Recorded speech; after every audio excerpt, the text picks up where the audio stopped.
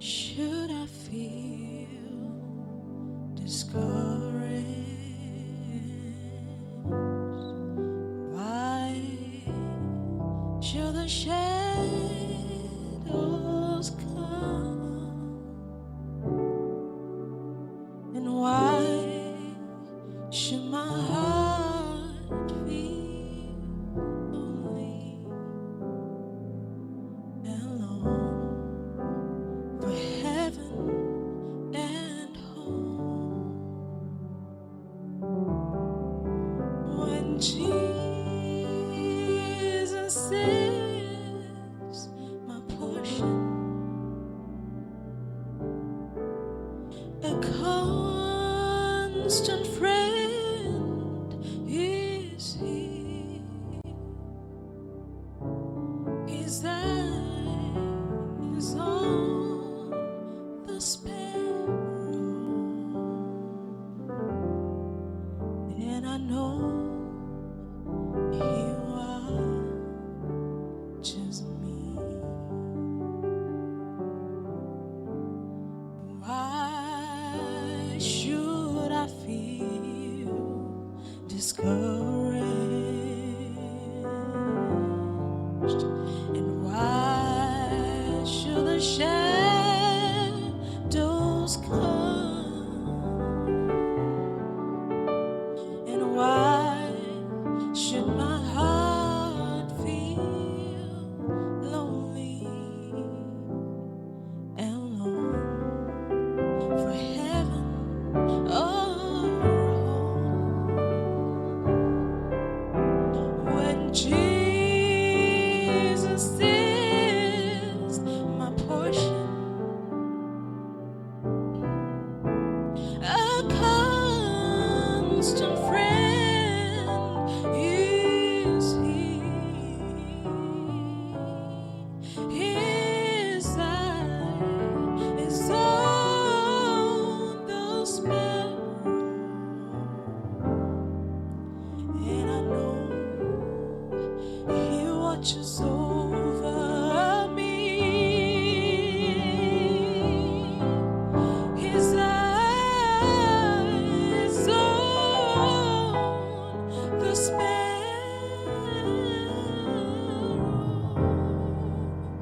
and I know He watches.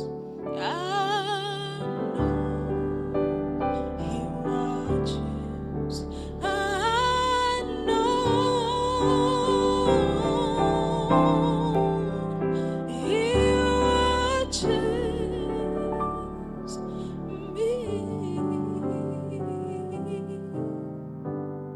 'cause He's my help. He is my help. Oh, He is my help, and all of my help cometh from the Lord.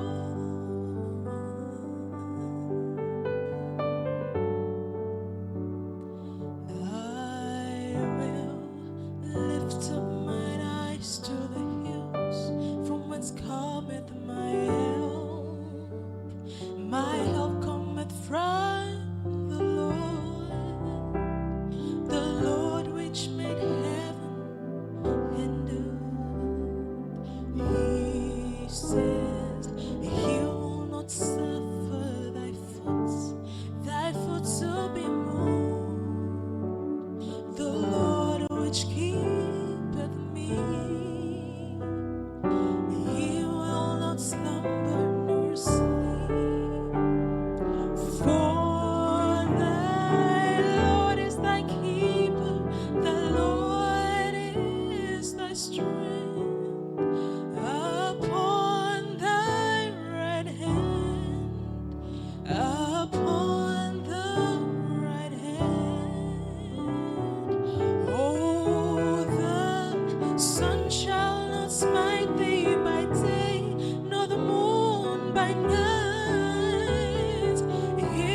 restore your soul, even forevermore. Oh, my help, my help, all of my help cometh from the Lord. Your help, all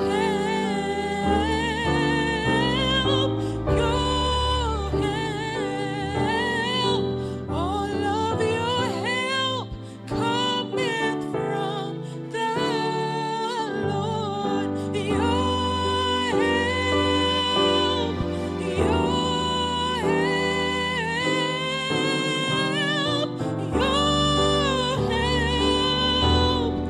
all of your help cometh from the Lord. All of your help cometh from the Lord.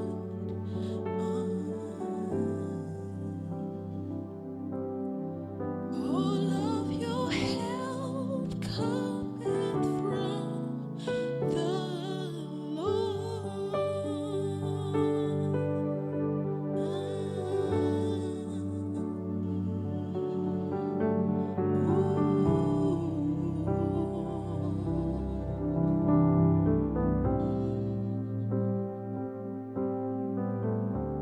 'Cause rain came, wind blew, and your house was built on Him.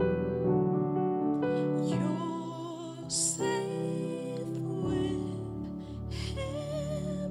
I know you'll make it through. Oh, rain came, wind blew, but my house was built on Him. I'm safe with Him. I know I'll make it through. Christ is my firm foundation, the rock on which I stand, when everything around me is shaking. I've never been more glad, 'cause I put my faith in Jesus. He's never let me down, faithful through every season. So why would He fail now? He won't. Ooh, He won't. He won't fail. He won't fail. He won't.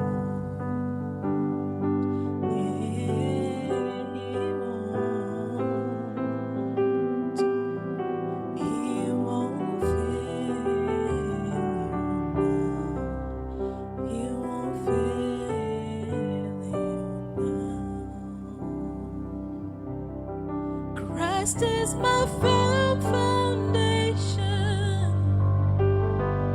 the rock on which I've built when everything around me is shaking.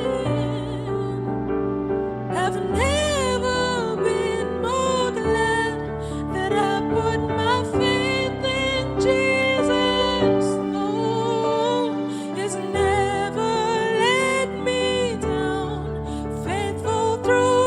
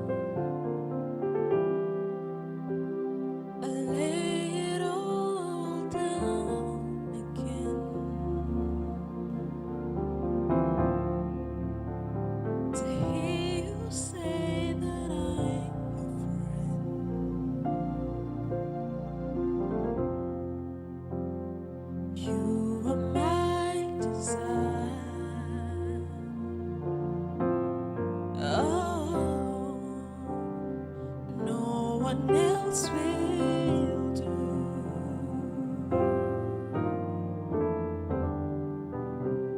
'Cause no one else can take your place and feel the warmth of your embrace. Help me find my way, bring me back to you.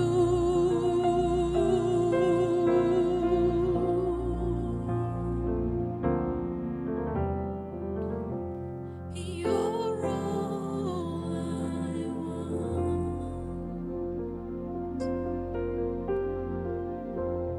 You're all I ever needed. You're all I want. Help me know you are near.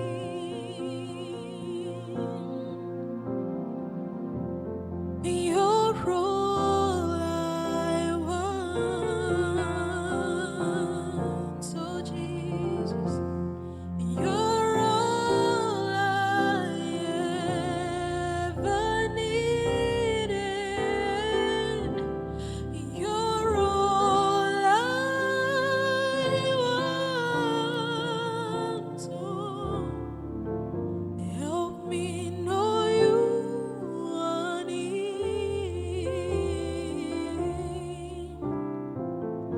Help me know you are near.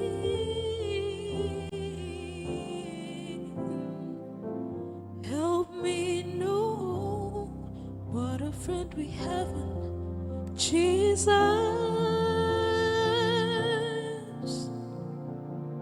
All our sins and griefs to bear.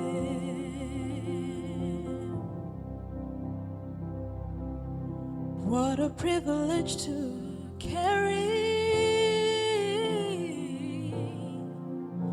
everything to God in prayer.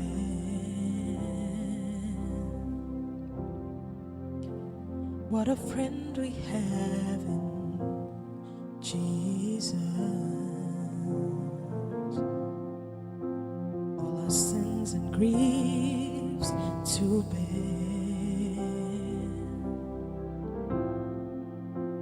What a privilege to carry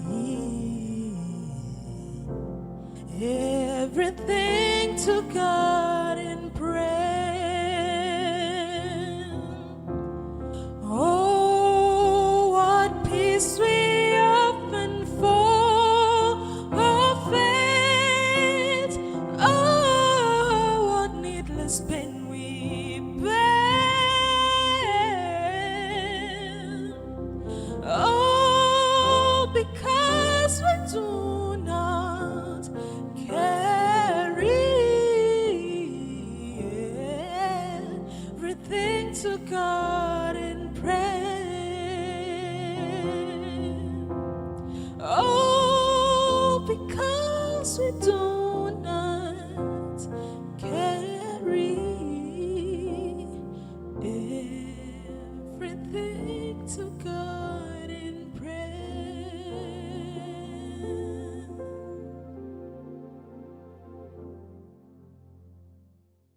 Woo! Wow. Take us to church. Take us to church, Fee. Yeah, Take us to yeah. church.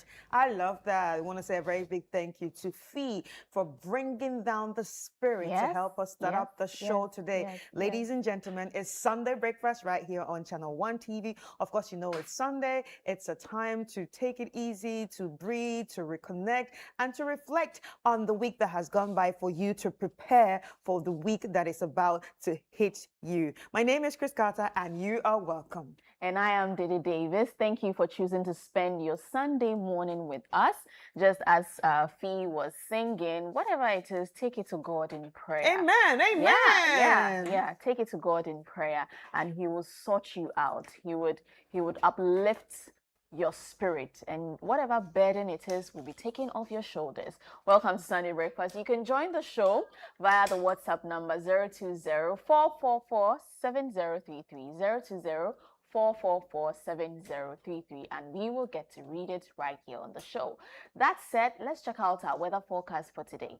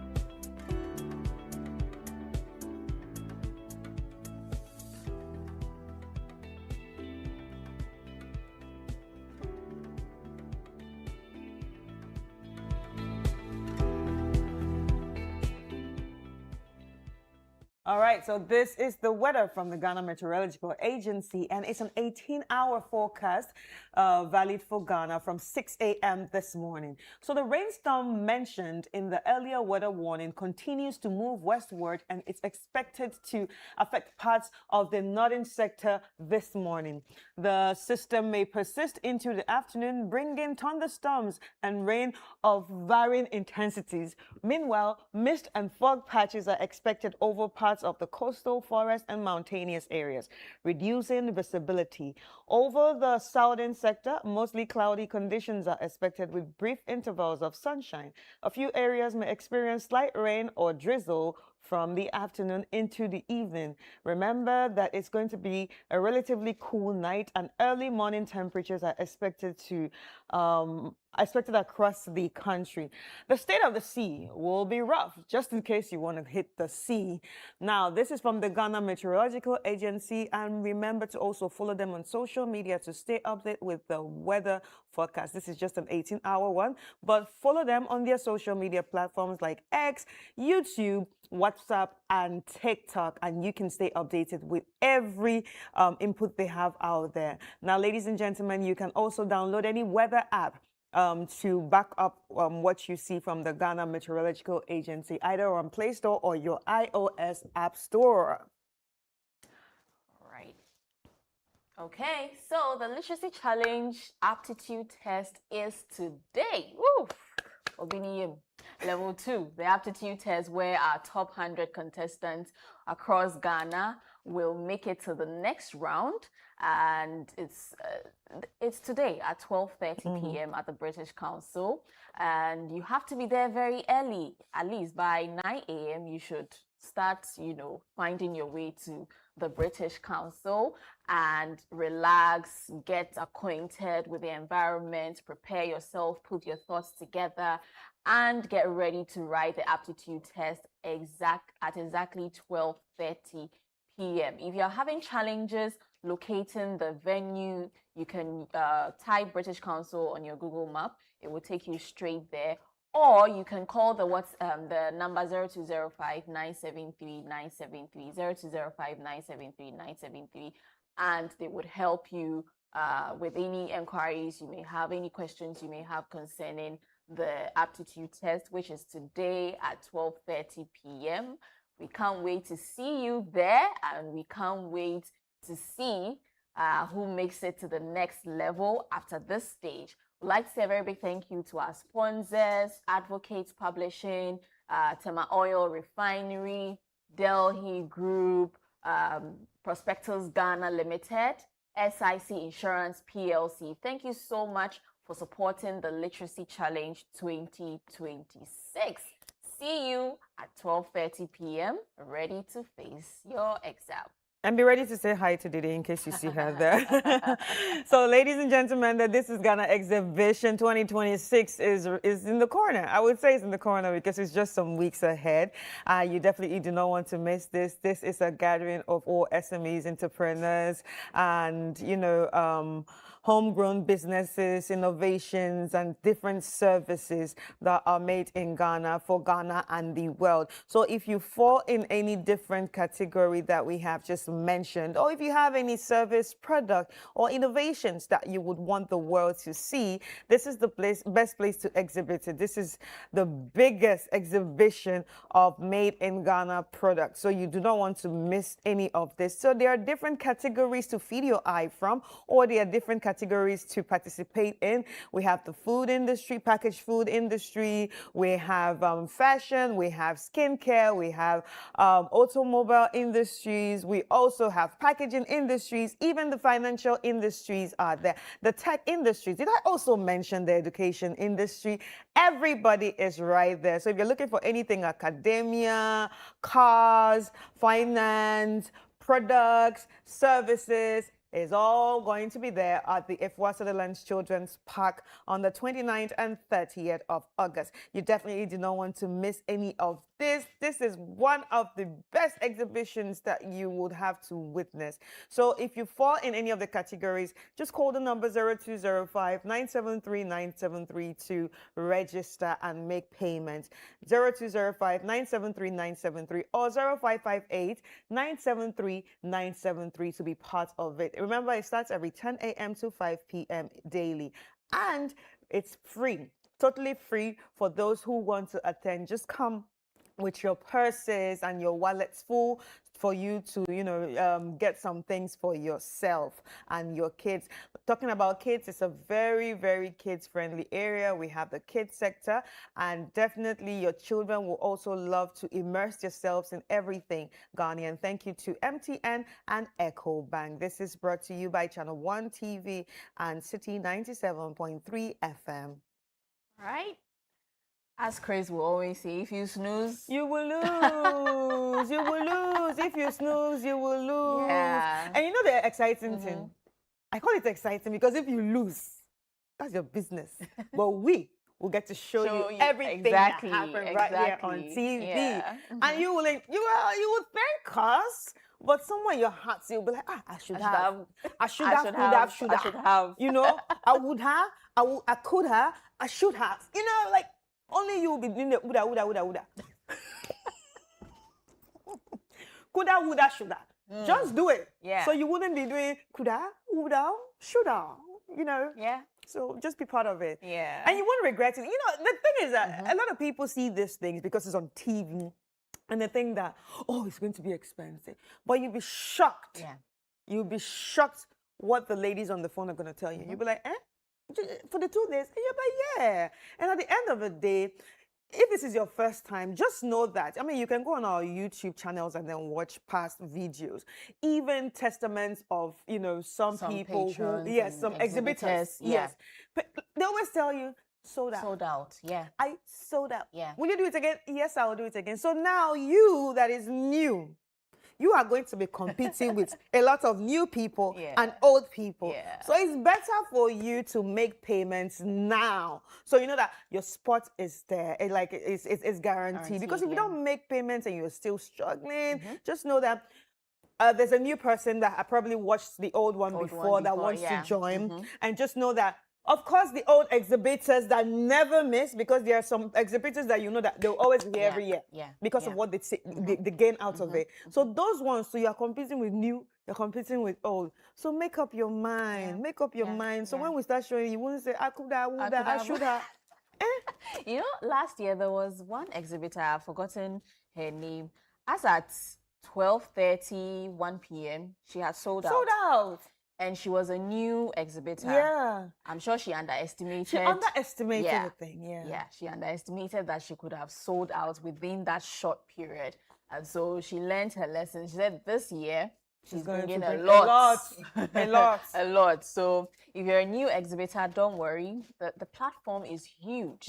It's a big platform and it's value for money. Yes. So just get yourself ready. Come for the This is Ghana exhibition at the Afua Sutherland Children's Park. You won't regret it. Yeah, I bet you. and You to won't add regret to it, a lot of people also, especially businesses, entrepreneurs, they know how much it costs to actually pay for advertising. Yes. You know how much billboards cost. Yes. You know how much it costs to put your products out there on social media, and how much the ads cost these days. Because these days, before they didn't used to take all the taxes, but now they have implemented all the taxes they're gonna take. So by the time you choose maybe a $5 ad, by the time you finish, you realize you're paying 5 point something or even 6, you know, or 6 point something. Then you'll be like, I should have just, because Channel One will give you the platform. Yeah. We would show you on TV. platform. Yeah, you understand. You're gonna be on TV. You're gonna be on social media. You're gonna be on YouTube Live. Yes. Do you understand? And also, if you're lucky, we get to even speak to you. Yeah. Before and after. And throughout the year, We get to play until the next one. Exactly. So throughout the year, we still get to play it. Yeah. And people will still get to know your business. Yeah. So it's not just something you A one-time experience. no, people will get to know your business. Yeah. You will tell them, remember my business is, I sell this, I sell that. No matter how small your business is, just come. Come through. So today, let's get into good time to get into the headlines. news. Yeah. Will you start? You start. Okay, so I'm going to be starting with Channel One newsonline.com, and if you had the app by now, you would have been reading with me. But if you are here watching me, you still haven't downloaded the Channel One news app. Be big. Be big. Today is Sunday. Let me just be on my nice lady behavior. All right, so let's get straight into it.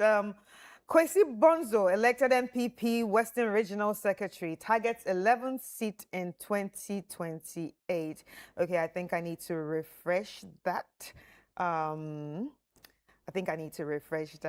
All right, so Literacy Challenge top 100 contestants face aptitude test today. They have already told you need to start making your way there or start preparing.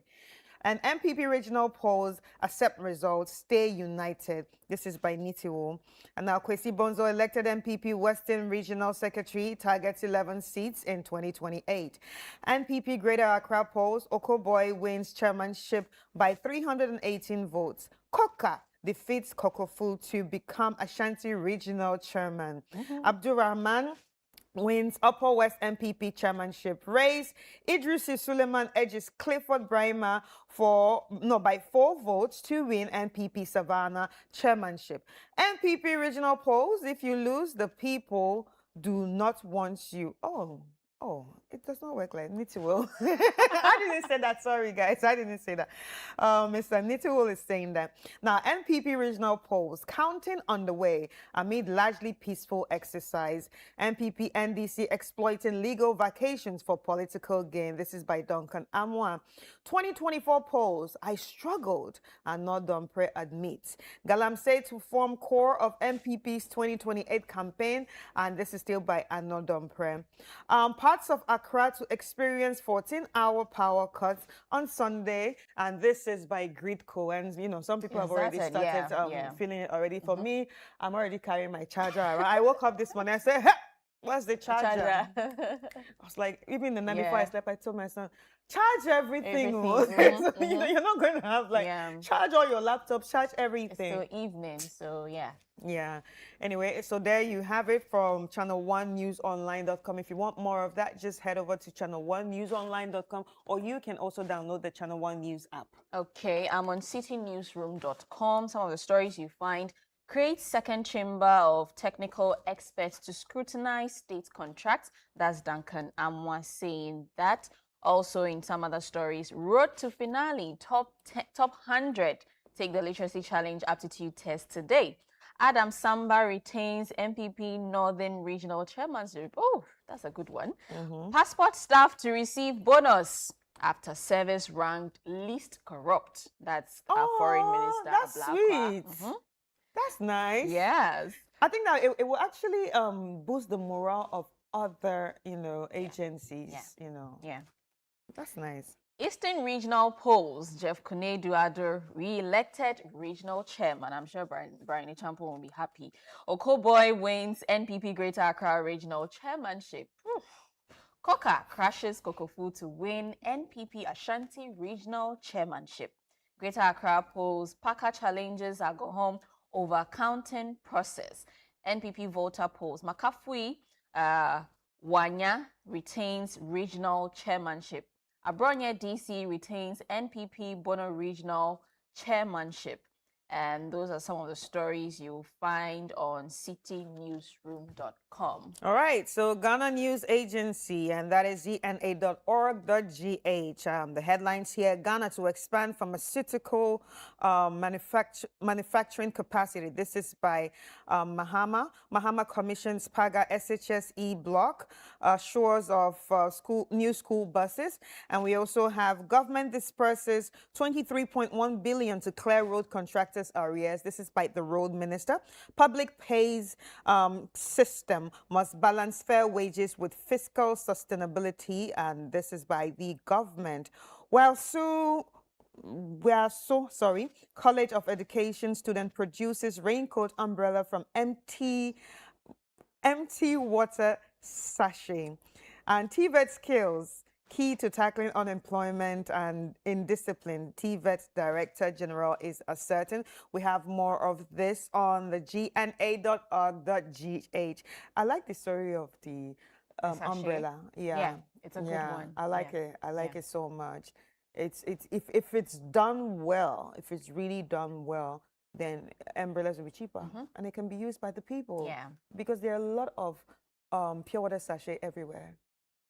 There are lots of it everywhere. It's forever. Plastic stick forever. It takes forever. It takes forever. So if you're channeling it into reproducing umbrellas, it's a good one. It's a good one. Yeah. It's a good one. You're done with Yes, yours? yes. Okay. I'm on graphiconline.com. Some of the stories you find: Accra to experience 15-hour power outage in some areas on Sunday. Odenihu Kwekwa Pia, elected NPP regional chairman, beats Kokofu.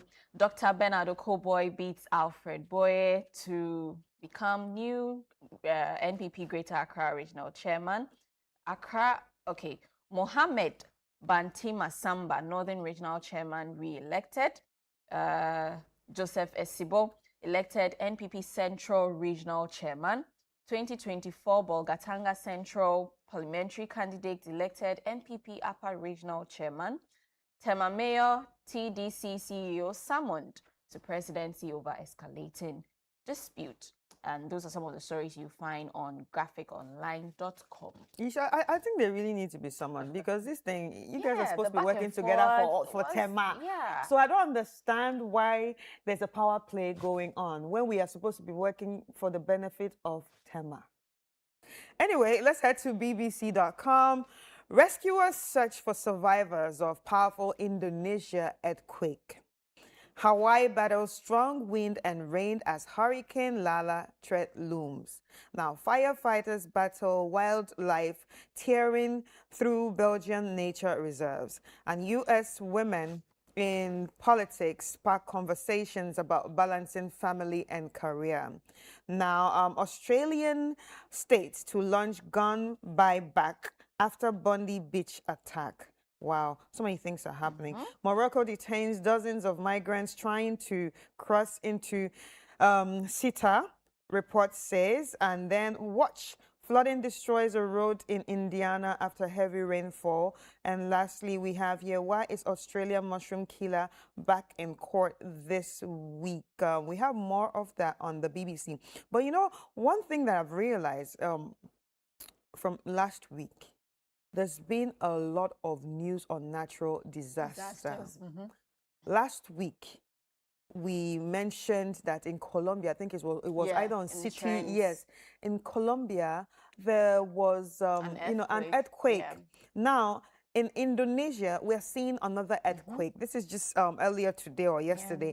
And Hawaii is not known for hurricanes. Hurricanes rarely do happen in Hawaii. What happens in Hawaii is that Hawaii actually has a lot of volcano problems, volcano eruptions. And now people are now saying, what if the hurricane clashes with Yeah, the that's volcano? deadly. That would be deadly. What if the hurricane clashes with the volcano? That's why people are like everybody, especially the scientists and the geographers, that's what they are looking at for now. That would be deadly. That would be scary.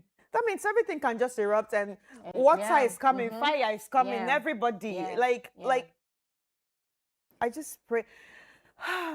This is not the right time to say that Africa is blessed, but I just thank God that We need to start thinking yeah, about no, and I also thank God that these things are because not, we don't have yeah. the people and the means and the all the machines and Yeah, everything yeah. to handle such things, all these natural disasters.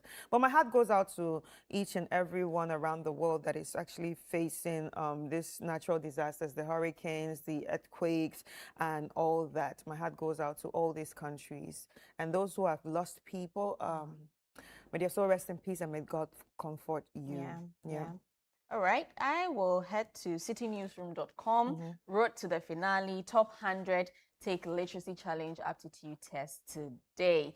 The next stage of the 2026 City FM Channel 1 TV Literacy Challenge takes place today, Sunday, August 16, with 100 shortlisted junior high school students expected to sit for a written aptitude test at the British Council. The test, scheduled for 12:30 p.m., forms part of the competition's nationwide search for Ghana's brightest young minds. The contestants aged between 11 and 15 have been shortlisted from across the country and will answer 100 multiple choice questions designed to assess their general and applied knowledge. Head of Programs Production at Channel 1 TV, Apioko Seira Mashon Abi, said the aptitude test would serve as a critical stage in determining which contestants progress to the next level of the competition.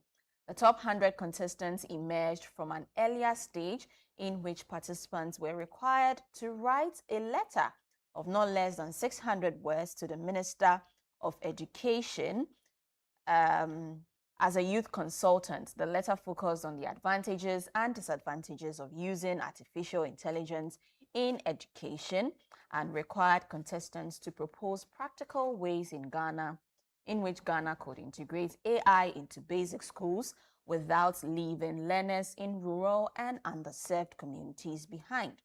Following today's aptitude test, the top 3 contestants from each region will advance to the regional quiz stage. The ultimate winner will win a prize of 10,000 Ghana cedis, a laptop, as the contestants progresses through the various stages in the race for top honors. The Literacy Challenge is powered by Channel 1 TV and City FM and sponsored by Prospectus Ghana Limited, SIC Insurance PLC, Advocates Publishing, Tema Oil Refinery, and the Delhi Group. So yeah, that's the Literacy Challenge for you today. You get to justify your inclusion and let's know whether you can think critically on your feet without any gadgets around you. Your creativity can come to especially life. in the world of AI. Not ChatGPT. Yeah. So now you have ChatGPT. you are sitting there, you have to answer everything, 100 multiple choice questions.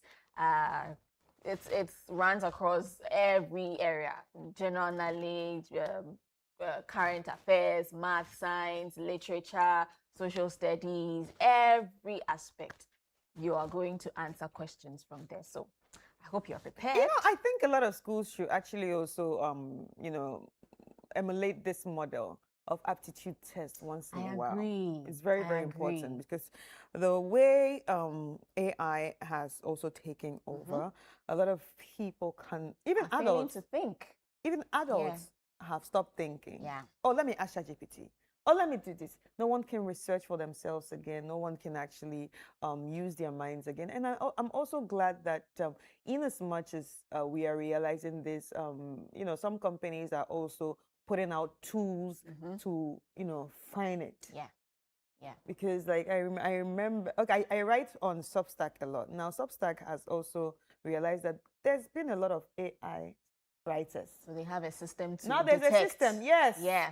Before you publish your work on Substack, you have to put the thing on. AI detecting. I tried it. Oh my God, guys. It's like I tried, like I had to try. I used AI and it tells you 100% AI. So I said, okay, let me modify it.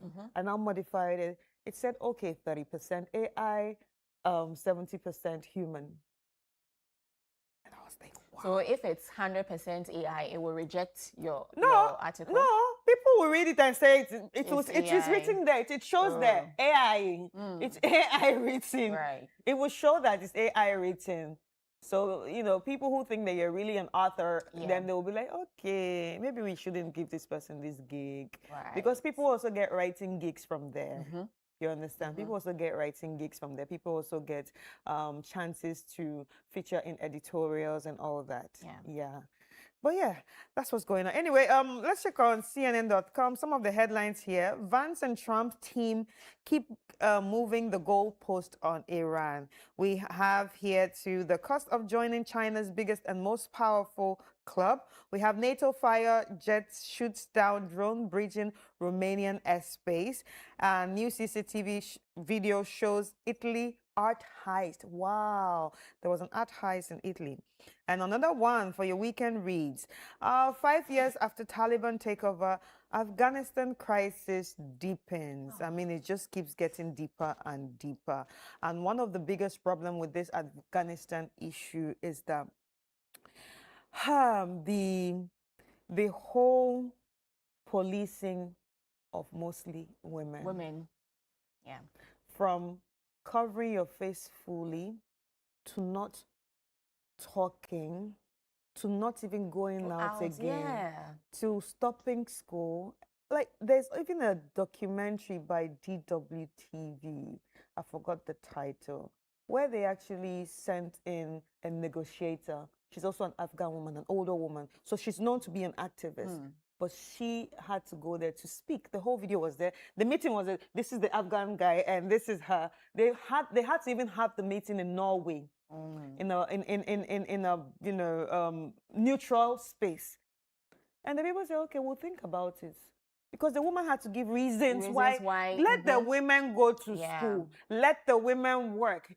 People were in classrooms before. It's important for women to do this. They said they will think about it. They will think about it. Wow. Guess what?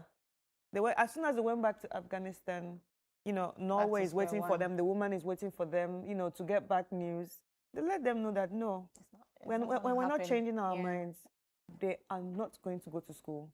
They are not going to work, and they'll be locked into their houses. That means no one can see their faces. And it is heartbreaking because this place, Afghanistan, if you look at the old pictures of Afghanistan, they were Persians, so it was a secular state. These are women that were enjoying the breeze, that were, doing things normally, like how we freely wearing whatever they want, no policing of their bodies, nothing. To just wake up one day and take over the state and boom. It is scary. I don't know how. It's your freedom taken away from you like this. It must be scary. It is. It must be scary. It is. It is. So that's one of the biggest concerns right now in the world. All advocates, groups, NGOs, women-led organizations, even individuals, the UN, everybody is saying, let Afghan women go to school. Let Afghan girls be in the classroom. It's just too much. It's just too much. And you know what saddens me mostly?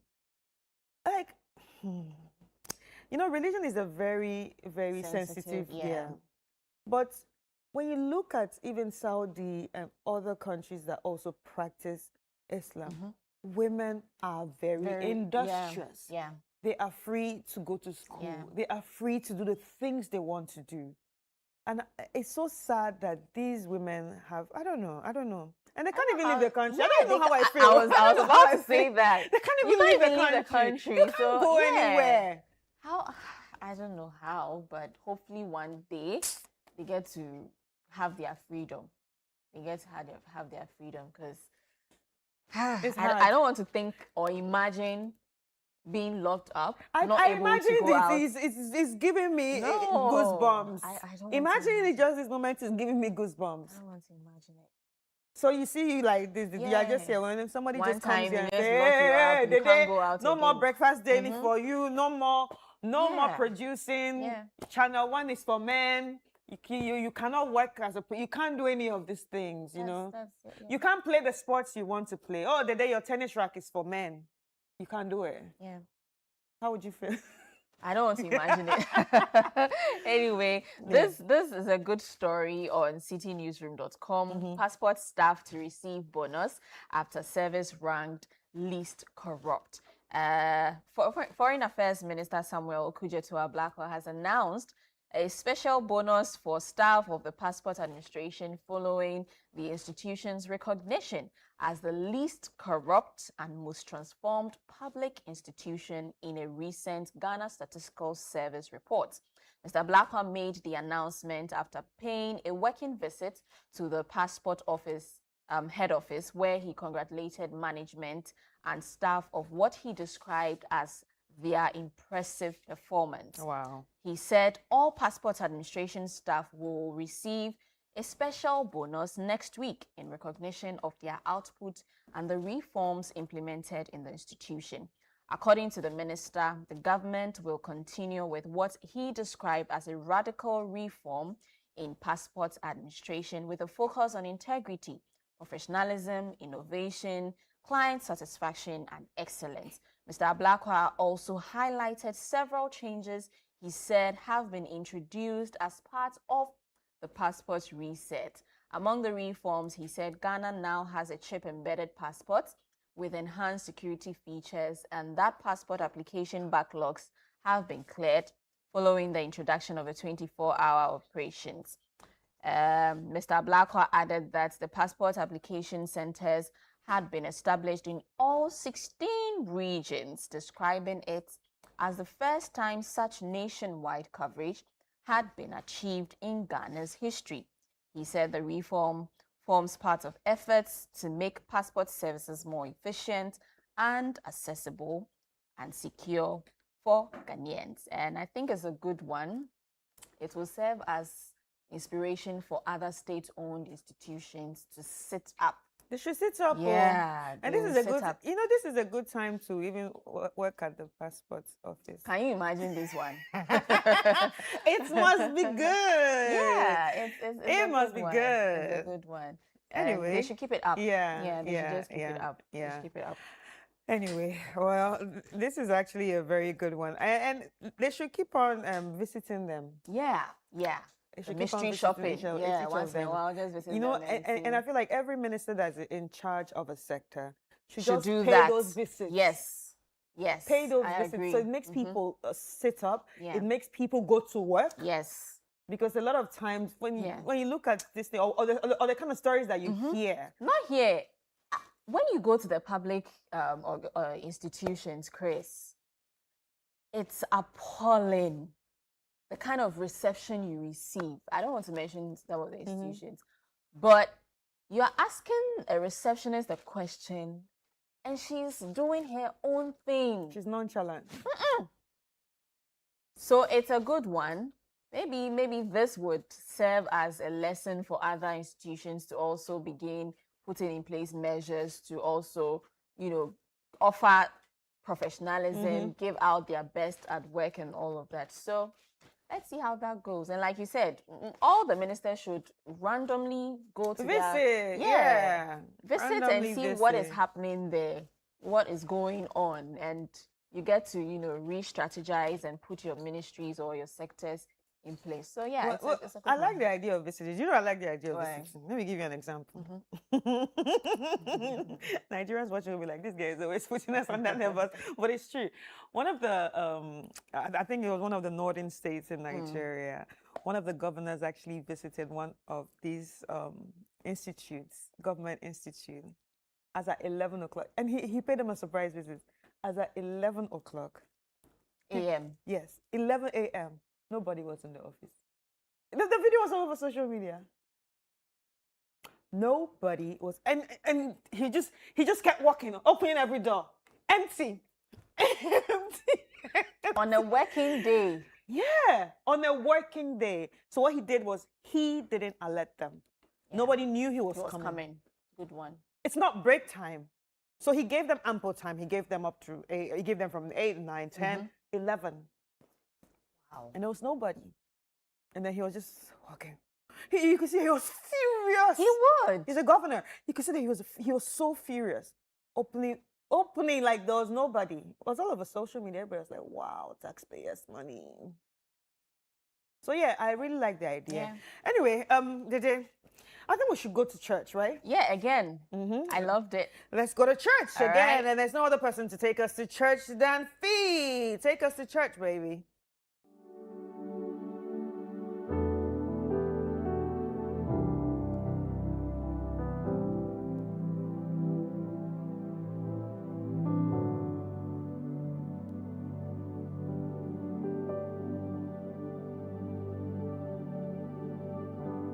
I moved around pretending I was good, though deep inside I hid a wounded child, chronic trauma, heartbreak and despair. Running mad, I couldn't let you do the very things that made me feel okay.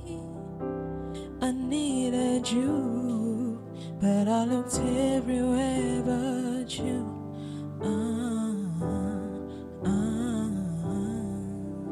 I looked everywhere but you. Tell me how I loved everyone but you.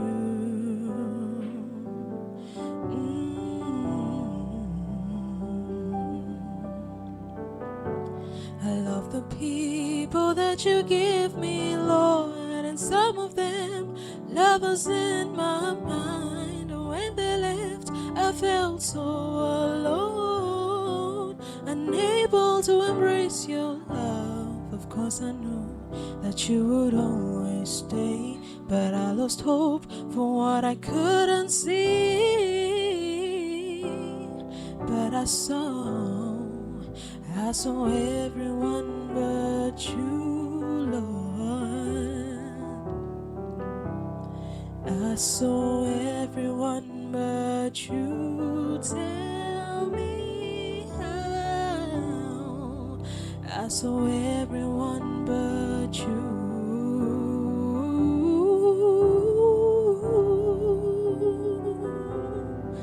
Everyone but you.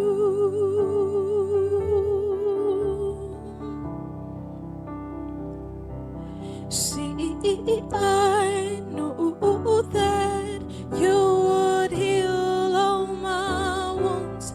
My heart knew not how to cling to your word. So I sought rest in everyone but you.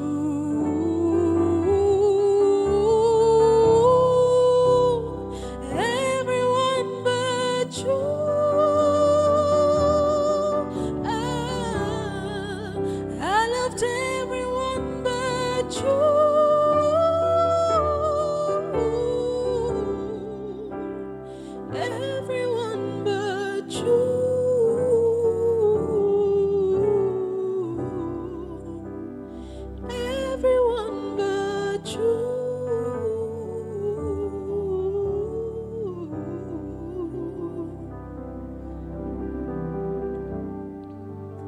So here I am to worship. Here I am to bow down. Here I am to say that you're my God. You're altogether lovely, altogether worthy, altogether wonderful to me.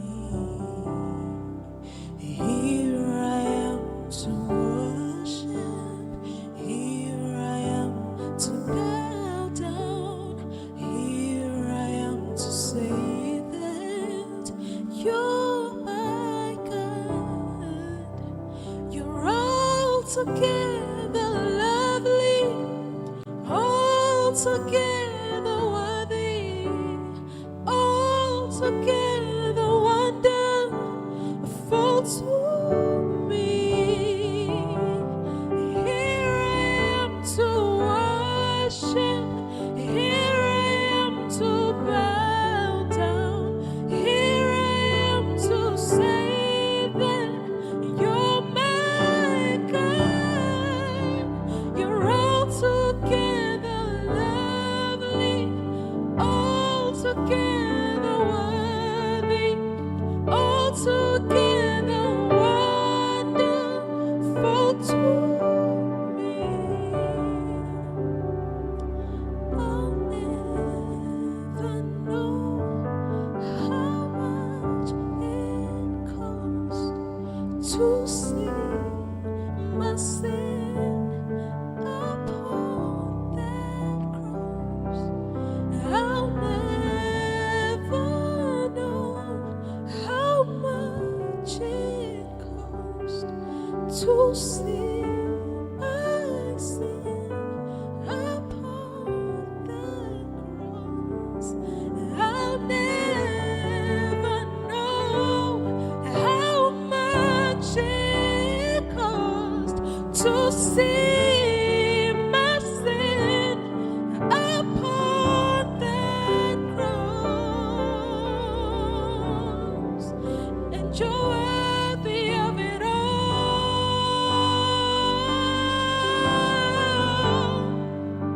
You're worthy of it all, Jesus. For from you are all things, and to you are all things. You deserve the glory. You're worthy of it all.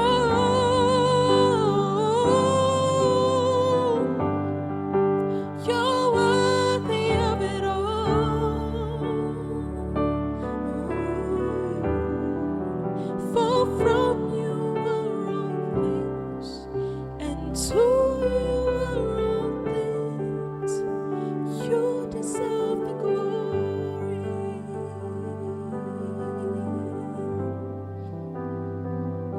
I love you, Lord,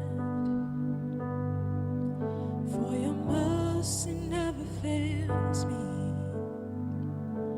All my days I've been held in your hands. From the moment that I wake up until I lay my head, oh, I will sing of the goodness of God. I love you, Lord, for your mercy never fails me. And all my days I've been held in your hands. From the moment that I wake up until I lay my head, oh, I will sing of the goodness of God. 'Cause all my life you have been faithful. Yeah, yeah. All my life you have been so, so good. With every breath that I am able, oh, I will sing of the goodness of God. I love your voice. You have led me through the fire in darkest days. You were close like no other. I've known you as a father. I've known you as a friend. And I have lived in the goodness of God. 'Cause all my life you have been faithful.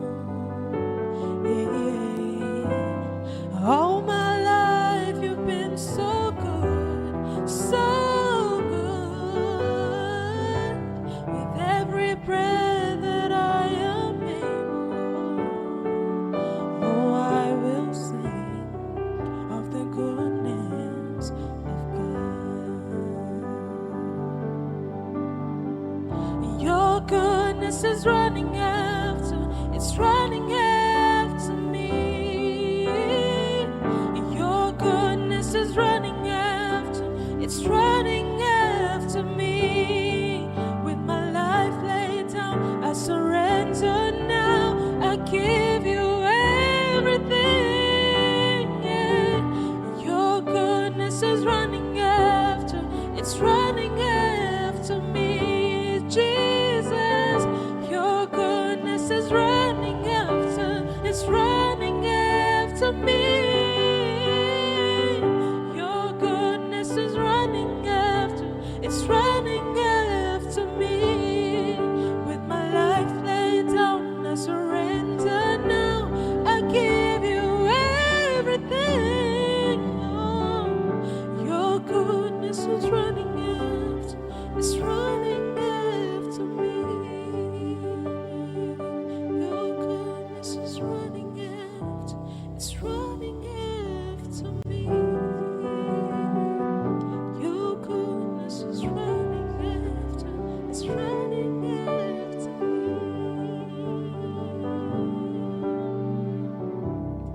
All my life you have been faithful, and all your life he has been so, so good. With every breath that you are able, oh, won't you sing of the goodness of God? Oh, won't you sing of the goodness of God in your life, in your marriage, and in your family, and in your church? Won't you sing of the goodness of God? Of the goodness of God.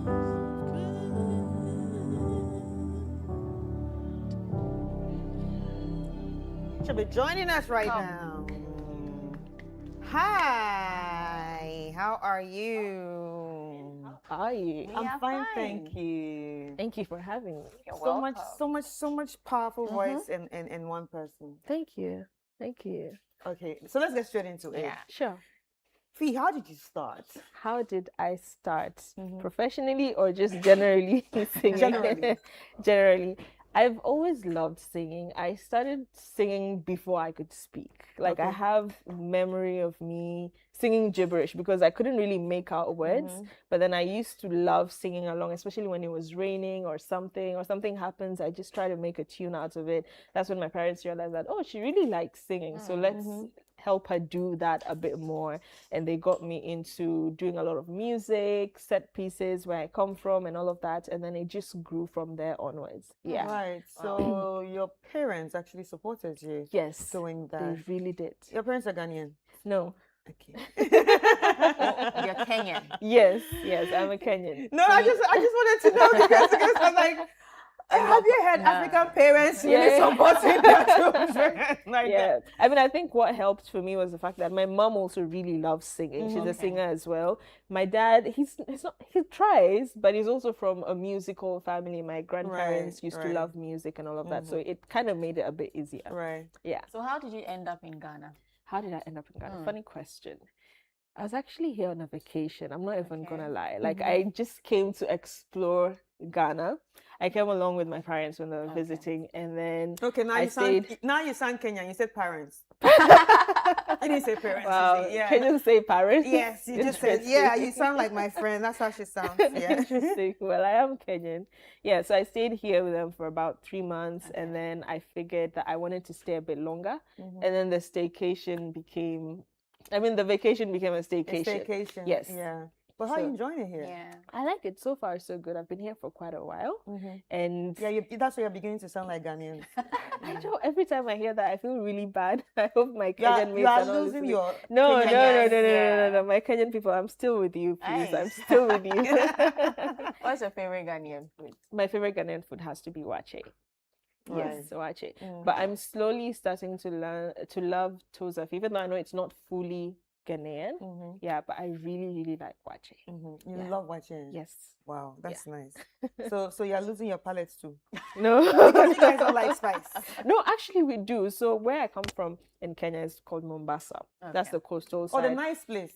Yes. Okay, everywhere is The nice. Everywhere place. is nice, but Yes. Mombasa, Yeah, has it's the more- beach. Yeah, it's more diverse, Yeah. multicultural. So you find a lot of food, there's variety and all of that, and we eat a lot of spice there. So it's the Nairobians who don't like Yeah, spice. spice. The Nairobi people, yeah. Right. So now professionally, how long have you been singing for? And why did you choose the gospel genre? Yeah. The gospel genre. So professionally, I've been singing for about 3 years now. Yeah, and I chose the gospel genre because that is where I feel called to. When I got saved, I didn't see why else I should consider the other industry, because I wanted to sing of what God has done for me. It was my way of saying thank you for helping me or thank you for saving me. And also, it just naturally comes to me more. It's like I find that I have more messages in that regard. So that is why I'm in the gospel. And how has your industry. musical journey been? So far, so good. Very interesting. I think it's one of those things where you grow as you go.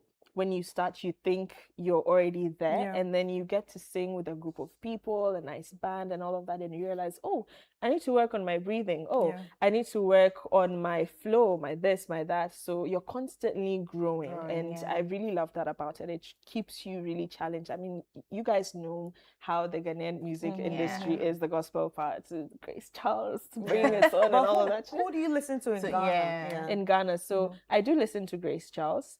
I listen to Che Mensa. I listen to Niela. And I also listen to my fellow singers who we sing with as well, Julia Santa Mensa, Lord Evans as well. Yeah, and Nisoa. So those are the people I try to listen to a lot because I feel like their kind of music or how they sing is closer to what I envision for myself. So which of them are you hoping to work with? Niela. Okay. Yes. I think Why? Niela would be perfect. I feel like her range would work well with me. I would have said Grace Charles, but Grace Charles is like on another level, thinking about my style and all of that. Niela seems more fitted. I would have also said Che Mensa, but we've worked with him on a project before and we're still working with him. But I would love to explore working with Niela. So you did a lot of covers. So do you have your own songs? Yes, I have my own song. So one of the songs I did was actually the mine. first one. Yes. I was like, is this a cover again? And I was like, no, I haven't heard it before. So let me just access to be sure. Maybe it's one of the songs I haven't heard, but it's yours. Yes. What is it called? It's called You. You. Yeah, so that's one of my first songs. I have You and then Blessing. So Blessing was done as a duet with my fellow singer Julia Santa Mensa, and You was just by me. So how do your parents feel now? About Because my whole they singing thing. started this with you. Yeah. Now how do they feel now? About me singing and all of that. They're very happy and proud. My mom was very glad that I was going to come on the show, even though she's not here in person to see it, And my dad is also very supportive about it. They've been very supportive all through, and they're really proud right now. Yeah. Right. Let's talk about your album, Distraction. What is it about? What inspired you to put together? And what is distracting you? What was distracting you?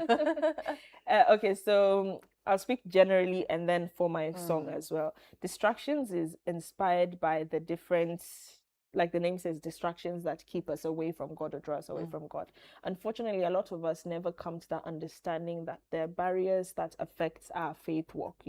Maybe we know it, but we don't want to pay mind to it. And sometimes we think it's something grand, like you spending more time on your phone, when it could actually be things you haven't dealt with, maybe trauma. Because one thing I've learned is that the way you process relationships, for instance, says a lot about how you process your relationship with God. For instance, if you didn't have a good relationship with your parents, let's say your father or your mother, you start to see God in that lens. The way you saw your father is the way you see God. If maybe you had a father who was not present and then you developed trust issues, you start to think that God cannot be trusted. But then this is not something that will just come to you on a whim. Like you have to sit down with yourself and ask yourself, where is this coming from? What influences the decisions I make? So Distractions forced all of us singers to go back into that corner with God and think through our lives and ask ourselves, what informs the things that we do, our shortcomings, our faith walk with God? What's the root cause? So that is what each song explores. So my song, for instance, explores the theme of trauma. because for me, trauma is what really hindered my growth, not just in general life, but also my relationship with God. From childhood trauma, even though I had a good schooling I was experience. about to ask that you say your parents are supportive of what you do. Yeah. So at what point does the trauma Does come the trauma come in? Yeah. So the trauma mainly stems from schooling. Okay. Yeah. So I mean, we all know that You might have been schools bullied. exactly. Yeah, that was Yeah. literally my story yeah. growing in through primary to middle school and everything. Why And did they bully you? so it was a mix of things. Now, the first thing is I went to an international school, not necessarily because my parents could afford it. It was just by the grace of God. I was on scholarship. So obviously, you know, everybody is a little different. You know, they come from different families, background, and now you look a bit different. So obviously, you're the person everybody will pick up easily. exactly from how you look, how you speak, and all of that. And it took me some time, a while before I could make peace with that. One of my friends, and I still remember her to date, she played a very big role in helping me get out of that because it lasted for a couple of years, I think from 5th grade all the way to maybe 8th grade, you know. And then one time it got really bad and I just left the classroom and I was crying. And this lady, she's called Suhaila, shout out to her. She followed me to where I was and she was like, why do you let people do this to you? Can't you just stand up for yourself and tell them what you think? Like, she was so serious about it. And that was the last of it, you know. But still, I hadn't processed this. Like, yes, I had acknowledged that this is an issue and I can tell these people not to do A, B, C, D, but I hadn't personally processed it up until 2023. When a lot of other things were happening. So everything is piling up because you're growing up, work pressure, relationship pressure, friendship pressure, and all of that, family coming in, you know, and then I just exploded. Yeah. I actually wrote this song at 1 a.m. in the night. Like, I had a very rough night just crying, and I was like, God, you know what? It's fine. I'll give you everything. I know you can fix all of this, but I can't fix it. So that is how my trauma was resolved. Wow. Yeah. Wow. That's a very nice story and a very nice inspiration to, you know, put out your work. But now, how can people reach out to you? So they can reach out to me on Instagram, social media, 3_Fiona_A. That's 3_Fiona and then _A. Yeah, yeah. it will definitely pop up. They can also check out our page, Channel Media, which is a collective that we work with to put up these projects as well. Right. Yeah. And where can the album? Okay, so yeah, the album can be streamed on all platforms, whether you're on Spotify, Apple Music, Audiomack, Boomplay, whatever you use. YouTube, we also have the videos on there. Channel Media Events is the channel. All right. Yeah. Thank you so much. Thank you. It was so much. It for was having beautiful me. talking to you, Thank Fee. you. So how do you say bye in Kenya? Is it Karibu? Karibu is what? Karibu is welcome. Welcome. Okay, how do you Yeah, say bye? so you can say Kwaheri. Kwaheri. All right, Kwaheri, Fee. Asante. Ladies and Asante. gentlemen, so we've been speaking to Fee. Fee is a Kenyan gospel artist here in Ghana, and she brought the spirit down to us this morning. In fact, she took us to church, and we really enjoyed it. Please go out there and follow her and stream her music on all social media platforms. And now let's take a quick break, and when we come back, we are going to be talking about one thing that affects women so much, but a lot of women don't even know because it keeps us confused. But we're going to be unraveling all of that. We'll be back.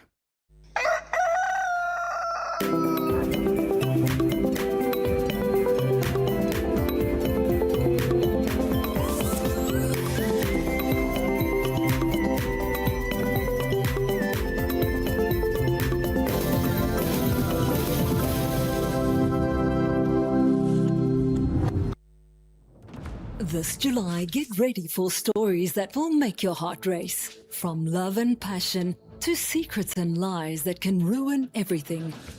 Catch the sizzling episodes of Sins and Roses at 4 p.m, Domenica Monteiro at 5 p.m, Be My Sunshine at 6 p.m, and Avenida Brazil at 7 p.m, Central African Time. Only on Novelas Plus, channel 134 on GoTV. My line of work, a confident smile is everything. Kel Chaco toothpaste keeps me on top of my game and ensures my smile is always radiant and bright. With the tiring nature of my job, We spend several hours under the scorching sun. To keep our teeth white and our breath fresh all the time, we use none other than Kale Charcoal toothpaste. Kale Charcoal toothpaste. You're on a Cassie and a kit one. Sama yo kendini ehu behia se metwa sapapa dia to ama me manfo Kale Charcoal natural ingredients eno bom me se ho ban e ma ne swen ne sanso mama hoto so e wo bedwam Kale Charcoal toothpaste. Choose Kale Charcoal toothpaste for anti-cavity, whiter teeth, and fresher breath all day. Available in 80 gram and 150 gram. Grab yours today. Kale, happy smile. This advert is FDA approved.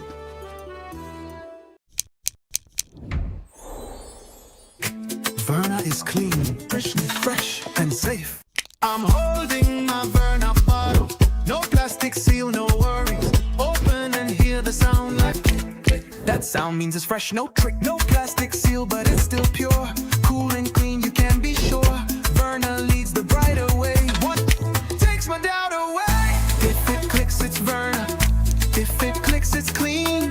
Sip it, feel the difference. Verna water, pure and green. Click, open, sip. Click, open, sip. Chalet Verna. No stress, just sip.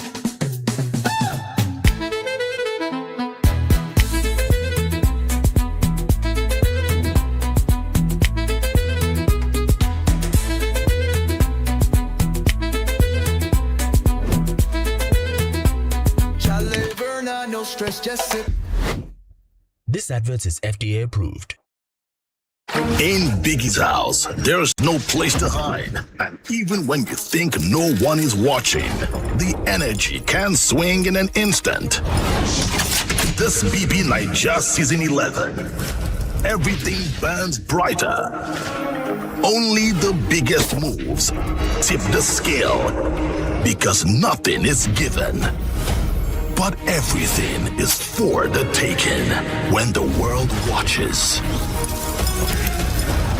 Will you be outshined, or will you step up and take the spotlight?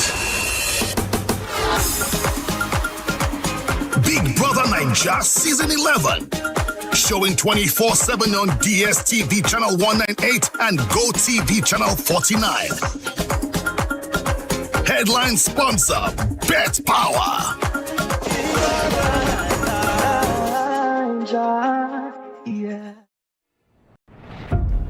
Your health is in your hands, but at some point, it passes on to us. At Mintuba Hospital and Coloproctology Center, we believe that quality healthcare isn't a privilege. It's a right. Equipped with cutting-edge technology, we are fully prepared to effectively deal with all colorectal and proctological conditions. Our team of highly skilled doctors, surgeons, and nurses are renowned for their expertise in minimally invasive and painless laser, ligature, and longoproctological surgery. We are committed to providing a wide range of services to meet the diverse needs of our patients. Mintuba Hospital. Your health is our priority. Visit Mintuba Hospital today or call us at 0244 581 541 or 0271 054 204. Mintuba Hospital. In to serve a peculiar health need.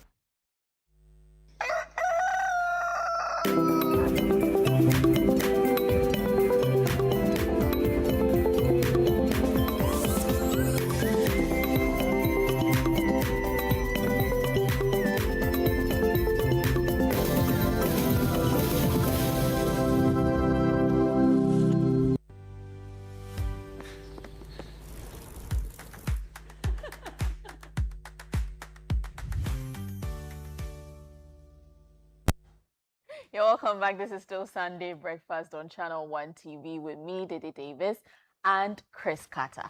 We're about to talk about women's health. And this thing is a common thing, as Chris mentioned earlier, that happens to us, but many of us don't know. I didn't even know about it. And when I found out, I went to Chris, I was like, Chris, there's there's ovulation cramps. I was like, you didn't know? Well, we'll get to find out right here on the show with Dr. Zakaria Adam. She's a public health practitioner and a maxillofacial surgeon. Hi, Doc. Doc, it's been a long time. Yes, Chris. You started with me and you left me. No, I haven't left you. And now I'll be back. you are here on weekends. Yes, but I will come. And congratulations to you. You are now a maxillofacial surgeon. Thank well, I'm you. just finding out Yes, because you've yes. left me for a long time. I'm sorry. I'll be with you in a bit. So that means you have money now. Plenty to me. You have plenty money, Abby. but Small. congrats. Thank you Yeah, so much. yeah. Thank you, Chris. And it's always refreshing to see you again. Yeah, thank you. Continue. Anyway, Doc, before we talk about the ovulation pain, let's Yeah. talk about the stages during the menstrual period. Okay. Then we talk about the Ovulation pain. Okay. All right. So basically, menstruation, as we know, is you having the monthly blood flow from the uterus, and then it comes all the way down through the vagina outside the body.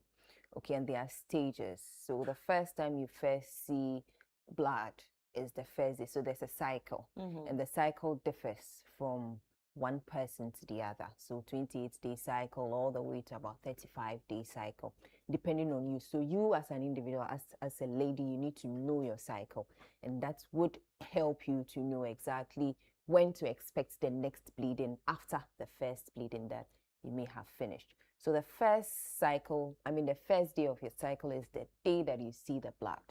So once you see the blood, it means that it's being shed, the lining that has built up over a period, waiting for some implantation to happen, which didn't happen. You know, it's now being shed off, so that another lining would form again in preparation for conception, where some implantation, if it does happen, then so it's just to prepare that womb for it to be able to take care of that implanted fetus throughout for pregnancy to occur and all of that, you know. But if it doesn't happen, that's when the whole lining has to shed off. So at what point does the So the whole thing happens. So it depends on your cycle, as I mentioned. So if it's a 20, let's use a 28 days. Which is a very normal. Exactly. So a 28-day cycle. So your 28-day cycle, it starts off, so the shedding has started. So once the shedding has started, you usually would look at the time between about 14 days to when you would expect the next bleeding to occur. So that is where we see that ovulation has taken place. So ovulation, what happens during ovulation? So you have your ovaries. So the female reproductive organ, as is shown here, you notice that you have your uterus or the womb. That is where the baby, would be nursed. And then you have your fallopian tubes on either side, and then you have your ovaries. Okay. So your ovaries, that's where the egg starts to form, or the egg starts to develop. So there's something we call the follicles. So once in preparation to release the egg or for the ovulation to take place, there are hormones that help with that. So it all starts from the brain. So the brain, the gonadotropin hormone will be released, and then it would also lead to the release of other hormones within the pituitary, and then that would will have an effect on the ovaries and start the development of the ovary, or the development of the egg within the ovary. So there's a follicle that will start to develop within. So that developed follicle at some point will rupture. So when it ruptures, it releases the developed egg into the uterus. All right. So that when you start bleeding, yes, that's the first day. Yes. Which is also known as the follicular phase. Yes. So the follicular phases. So it overlaps in the sense that yes, it overlaps. As you are bleeding, then something is going on. Yes. You get it. Yes. So then after you bleed, or you are done with the menstruation. So the menstruation usually some people will take about from 3 days to 7 days. You would have shed the blood. Okay. So then as it is going on, the follicular phase has already started, where the follicles have started developing. Okay, so the end of the development of the Follicular follicle phase is the exactly is the ovulation ovulation, phase. which will give rise to the luteinizing phase as well, because whatever that is left after the ovary has come out within the ovary, we call it the corpus luteum. So that corpus luteum, Oh, that's why they get luteal phase. yes, the luteal phase or the luteinizing phase, yes. So back to what we were talking about. So definitely once the egg has been released, that is what we call the ovulation. So the egg is released and then it comes. Usually it stays for 12, between 12 hours to about 24 hours. The you pain? know. No, the egg. Okay. But then the pain coincides with when it is released. Yeah. Okay. So when it is released, you would feel some pain. So how is this pain like?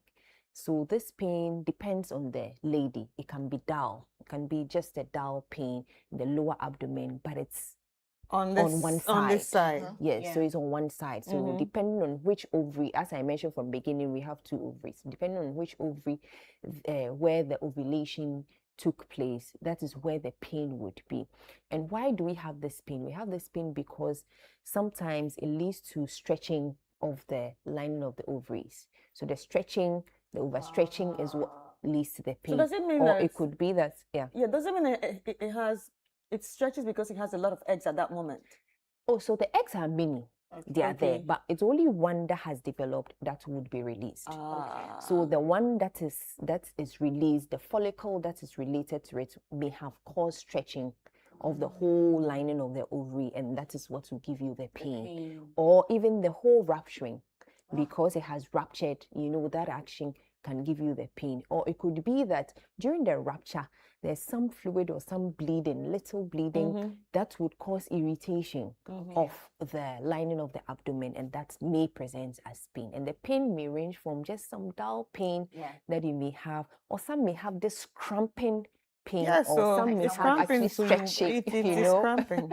Yes, and some may have, some stretch. But this pain But some usually don't is, have it. yes. So this pain is usually not very severe. It's mild to moderate, and also oftentimes when it happens, it doesn't last for long. So it can last for just some few minutes to some hours. Some people may have it maybe to a day. Yeah. Okay, up to about 24 hours. So that is all there is to it. And then there are other associated symptoms related to it as well.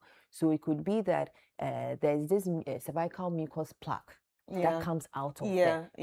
So that egg white, stretchy. It's stretchy. Exactly, and, yes. And lubricant. Yes. Yeah. Yes. So, so that may also come with it, with the pain. And then certain times you may feel that the breast may boobs are also tender. become tender, associated. So all of this is normal. And you look It's beautiful on very those normal. days. Yes. So all Your of skin that- actually glows on I those know. days. So, it's very normal. And the only time that you may think that there's something much more that needs some medical attention is when this pain becomes much more severe. Okay, so when it becomes much more severe and it lingers on more than for a day, and then there are other signs and symptoms associated with it. So other signs and symptoms, as I mentioned, would be that is it likely that you have some foul, smelly discharge, vaginal discharge associated with it? Then that is not only ovulation pain, but it's likely that there's something else that is happening. It's associated with fever. So if there is fever, then is there some STI that we are dealing with, or is there some pelvic inflammatory disease that we are dealing with that we may be missing out? Could it also be that it's related with a lot of bleeding or severe bleeding?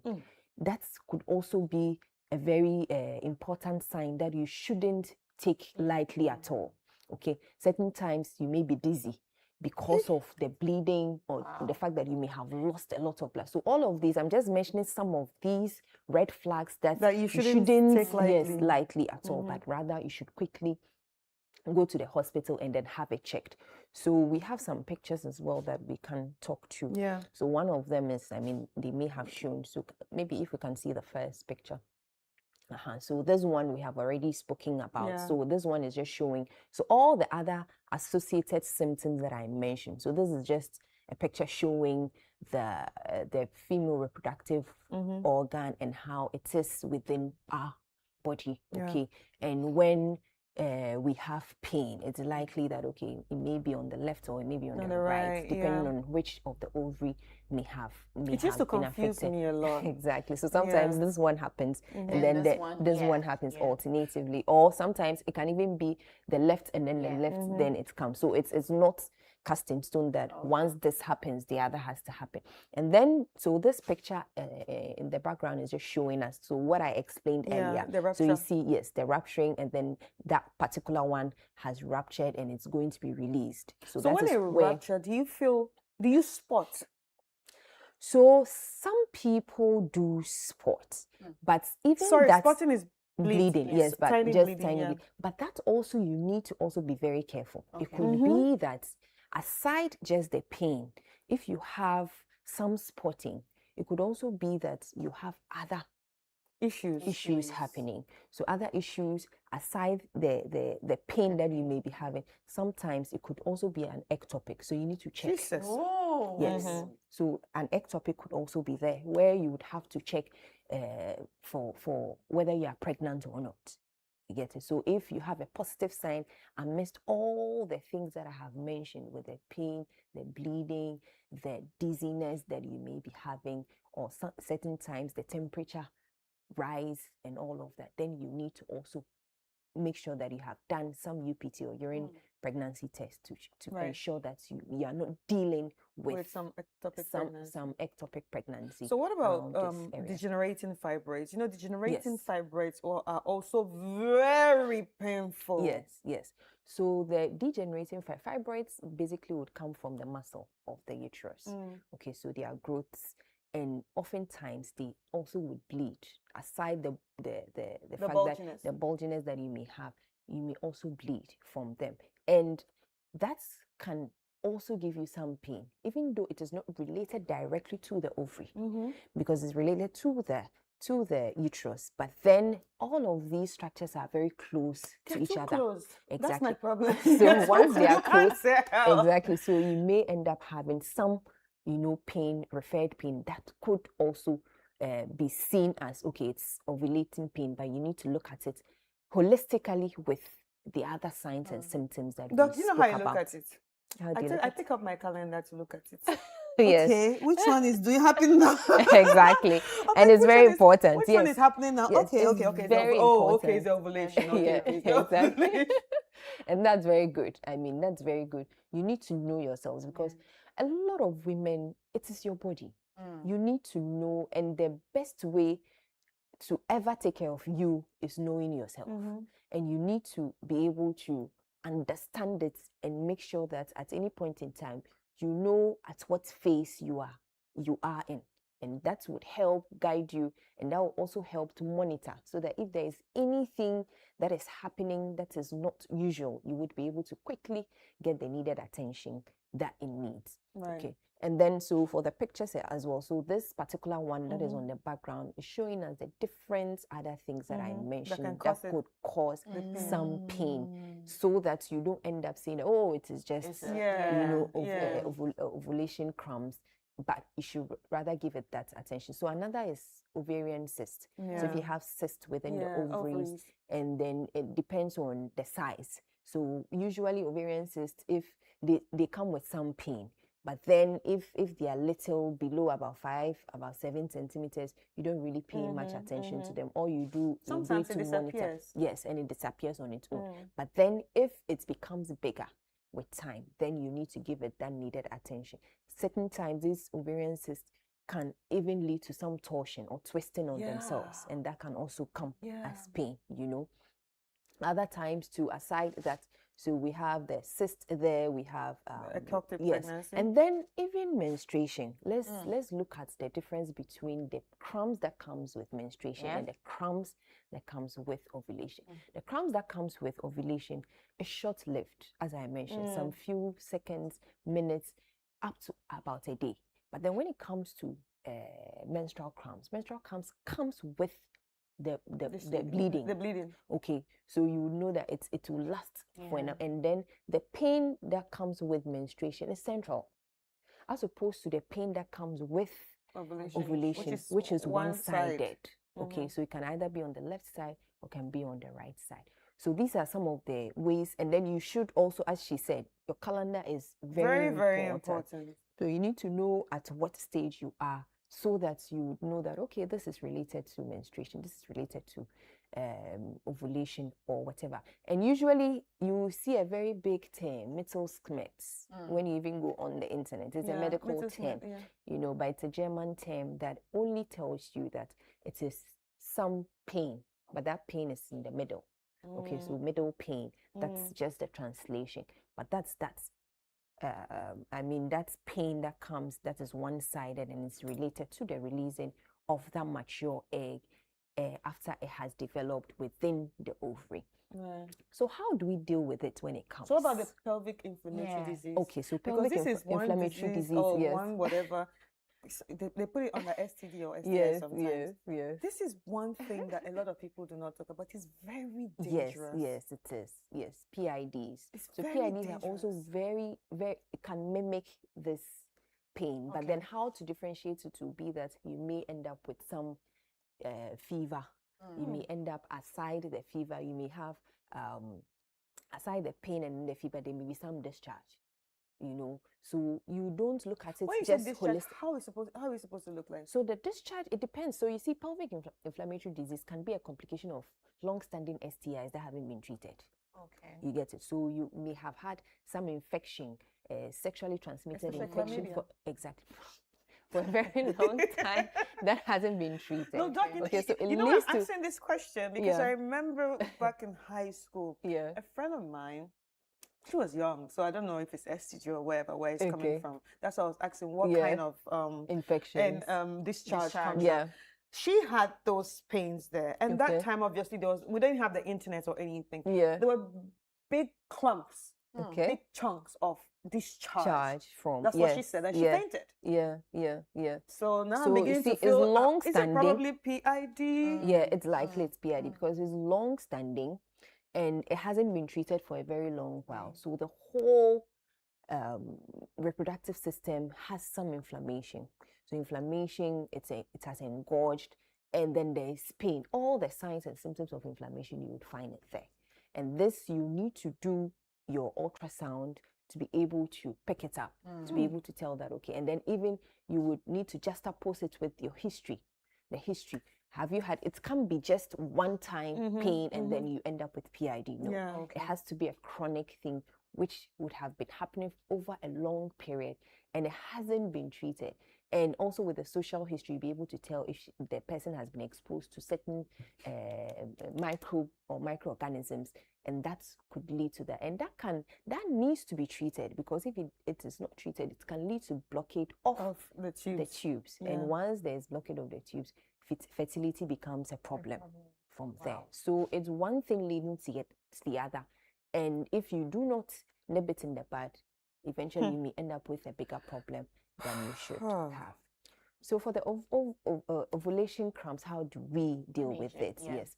So dealing with it would have to do with, because it's mild pain, mild to moderate pain. Some people are able to deal with mild or moderate pain with just over-the-counter medication. So some paracetamol, acetaminophen, or some ibuprofen, depending on whether it is good for you or you're able to take it.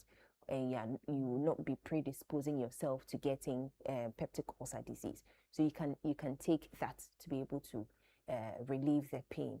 Certain times it's been shown that even taking a hot bath or a warm bath has a soothing effect to the area. So it's able to bring some blood flow and then reduce the inflammation in that area. Then eventually you may have some relief. Even the hot water bottles. So if you are not So basically like the period yes, packs. exactly. So hot water bottle, you can put it there, and then that would also soothe it. If you don't have the hot water bottle, you can even improvise with your towel. Yeah. You know, so where Heat it. you heat it up, or you put it in warm water, hot water, you squeeze it dry, and then you put it there for it to cool down and all of that. So that can also, and then you have to rest and eat well. Hydrate as much as possible. If you are eating well, it means that you are eating your balanced diet and you are making sure that you have all the micronutrients, and that should be able to take care of it. It is normal.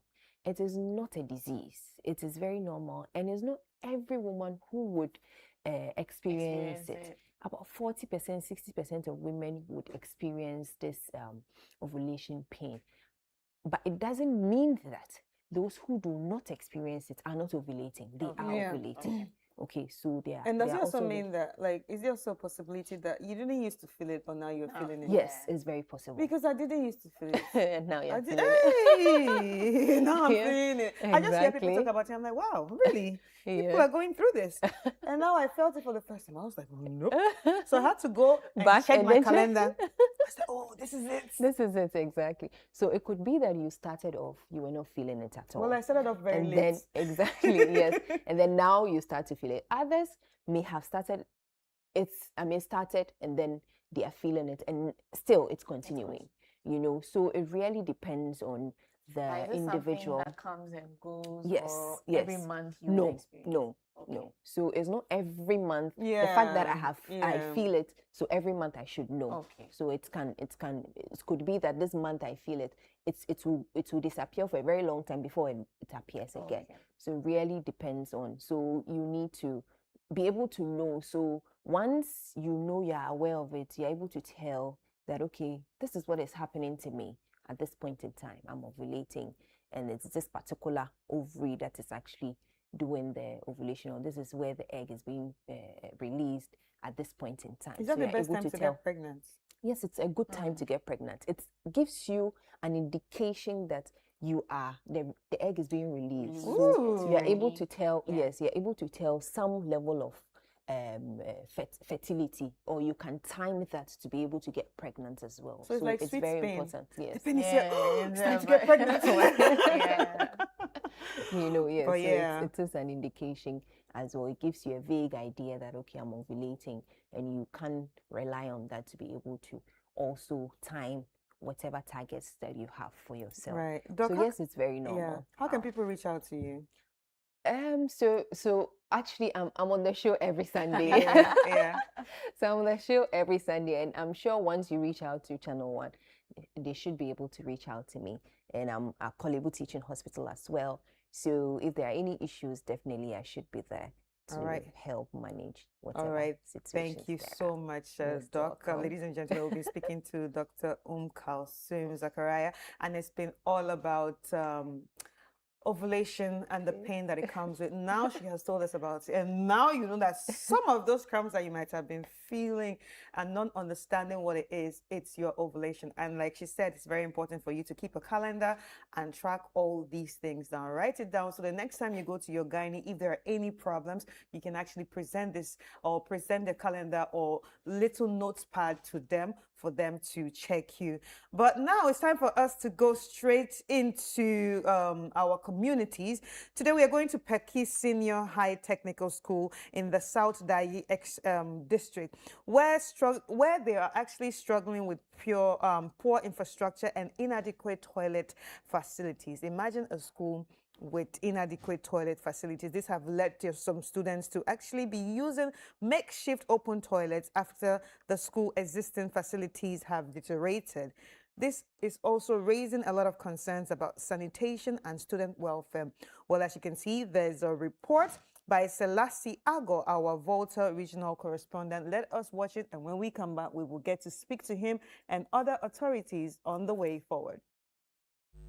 The condition of infrastructure in some second cycle institutions continues to pose challenges to effective teaching and learning, as inadequate facilities put additional pressure on students and school authorities. At Peki Senior High Technical School, infrastructure challenges have become increasingly difficult, with students being forced to study in classrooms that are in poor condition.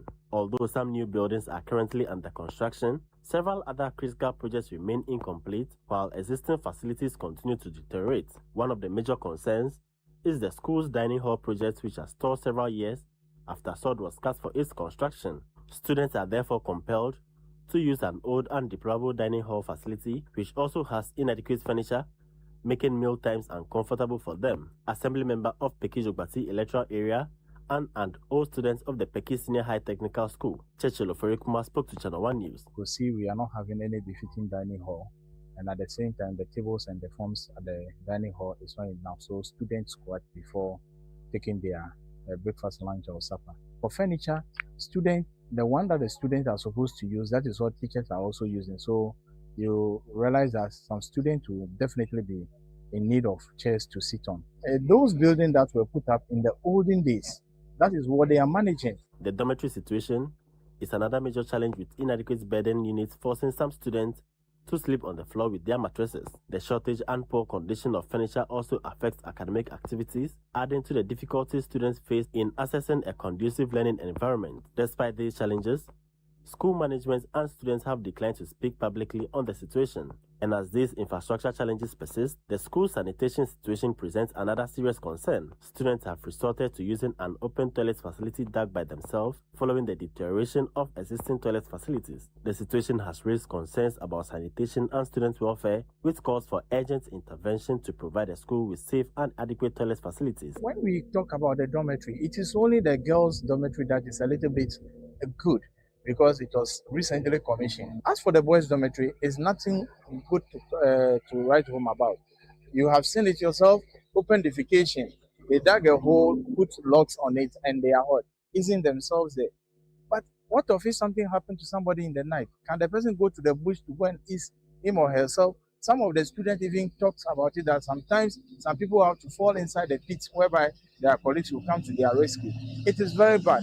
Meanwhile, the Ghana Education Director for the Volta region says demand for infrastructure in senior high schools across the region has increased following the growing student population, particularly in technical schools. She, however, noted that although some infrastructure projects have commenced at the Peki Senior High Technical School, the Ghana Education Service is working with government and stakeholders to address the school's infrastructure challenges. The craze for technical courses at secondary technical institutions are getting choked. We have reported the issue to GES. We are working hand in hand to make sure that most of the challenges that are in our schools are well taken care of. The ministry and GES have awarded several contracts that are ongoing in our schools now. Although school authorities and students have declined speaking to the media, all students' associations are calling on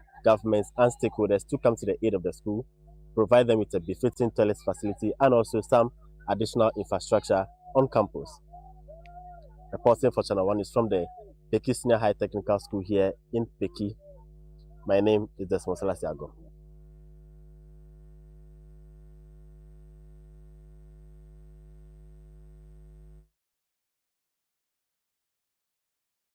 All right, so that's the report from Selassie Ago, our Volta regional correspondent. And this is actually a very sad story, because students are supposed to be in school and focus on learning, focus on being the best, focus on the reason that they are sent to school, not to worry about, deteriorating infrastructure, such as toilets.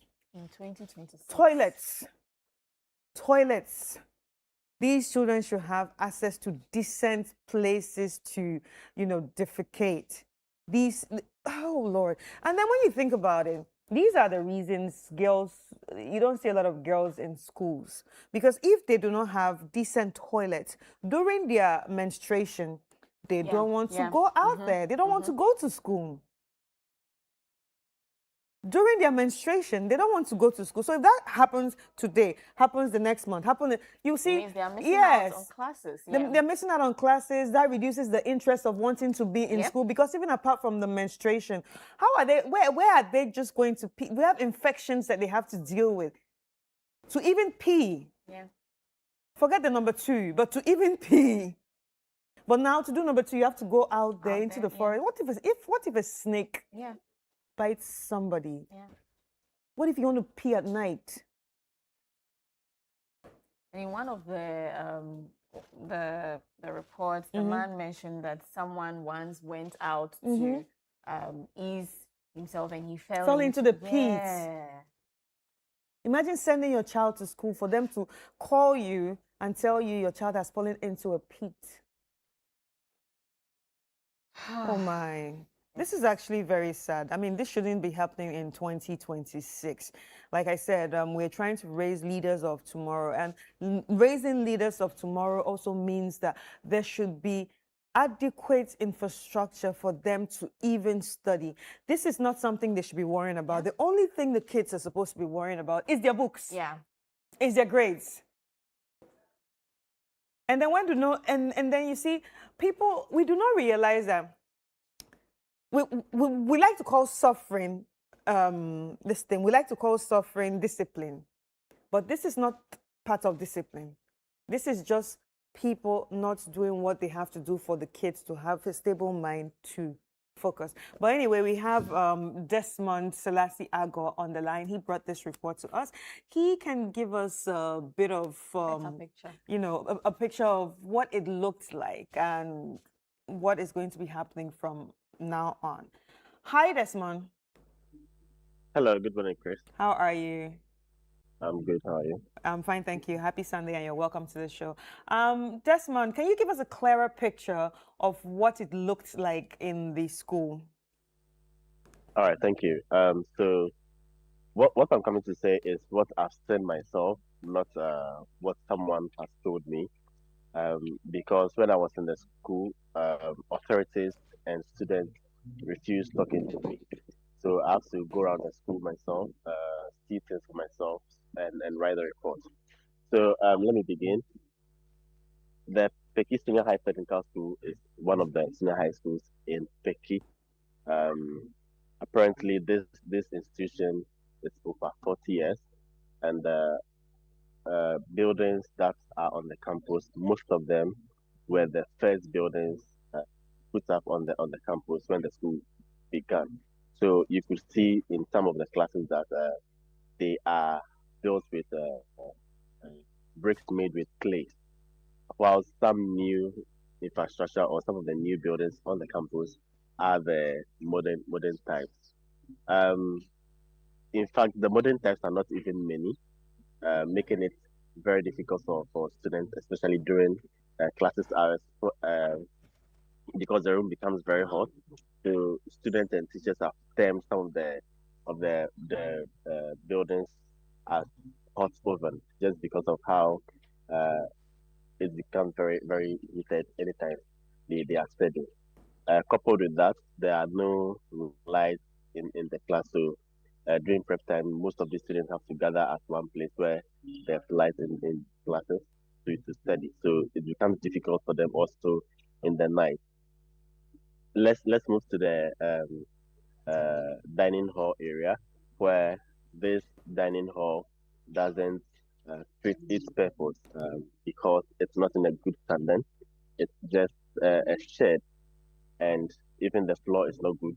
The furniture in the dining hall is also not many for these students. So I understand some of the students have to sit on the floor or hang around before taking their meals.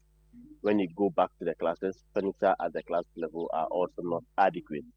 So some old students were telling me students have to sit in pairs for chairs or desks meant for one person. So this is making academic activities very difficult for students in this institution. Going to the dormitory level, there's an ongoing new dormitory being constructed, but it's stalled for some time now. But I understand work is progressing in some work started progressing some few days or some few weeks ago.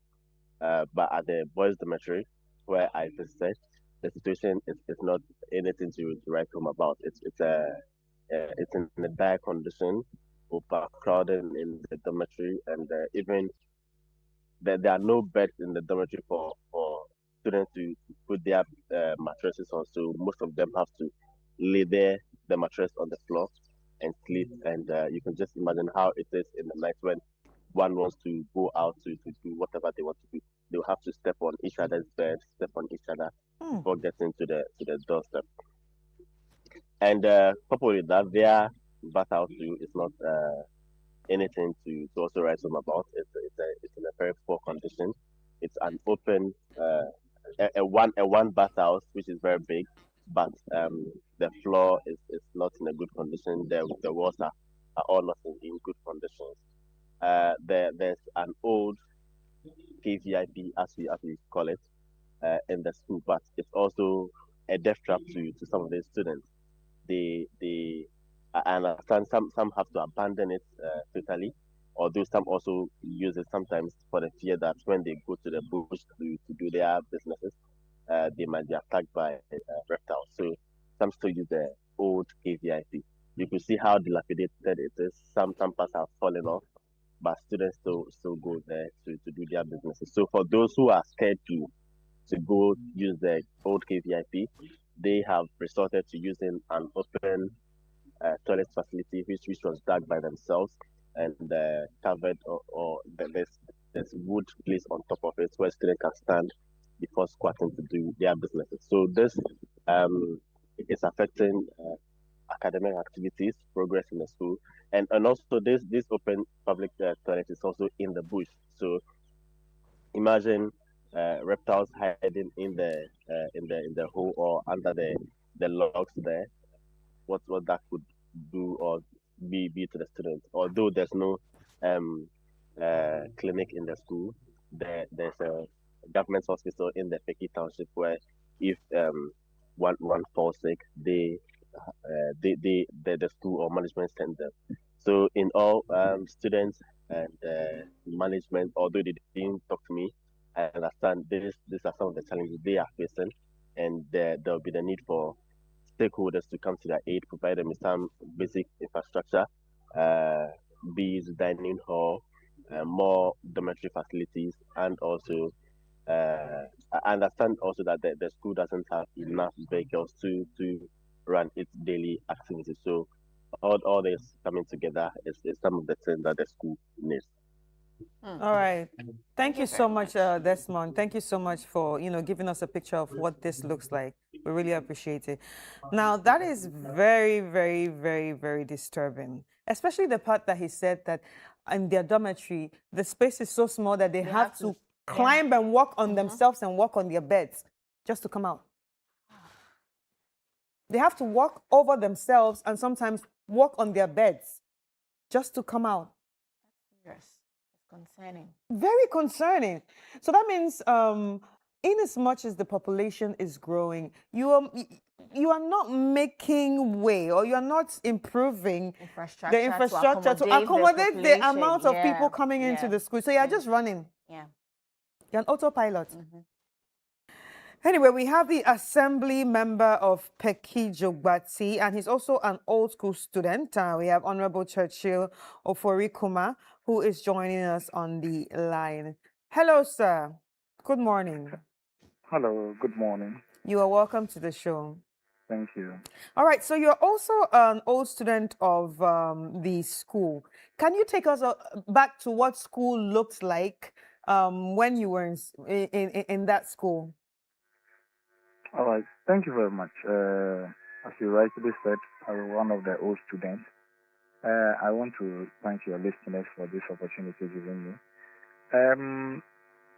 Those days when we're in school, though we have challenges, but then the population wasn't all that huge, so we used to manage. We know we'll never be content with what we have, though, but then we used to manage, and school life was quite manageable. And then those times too, the KVIP, as spoken about by Selassie, was in use, and we use that one. We don't face that huge challenge as it is right now in the modern day.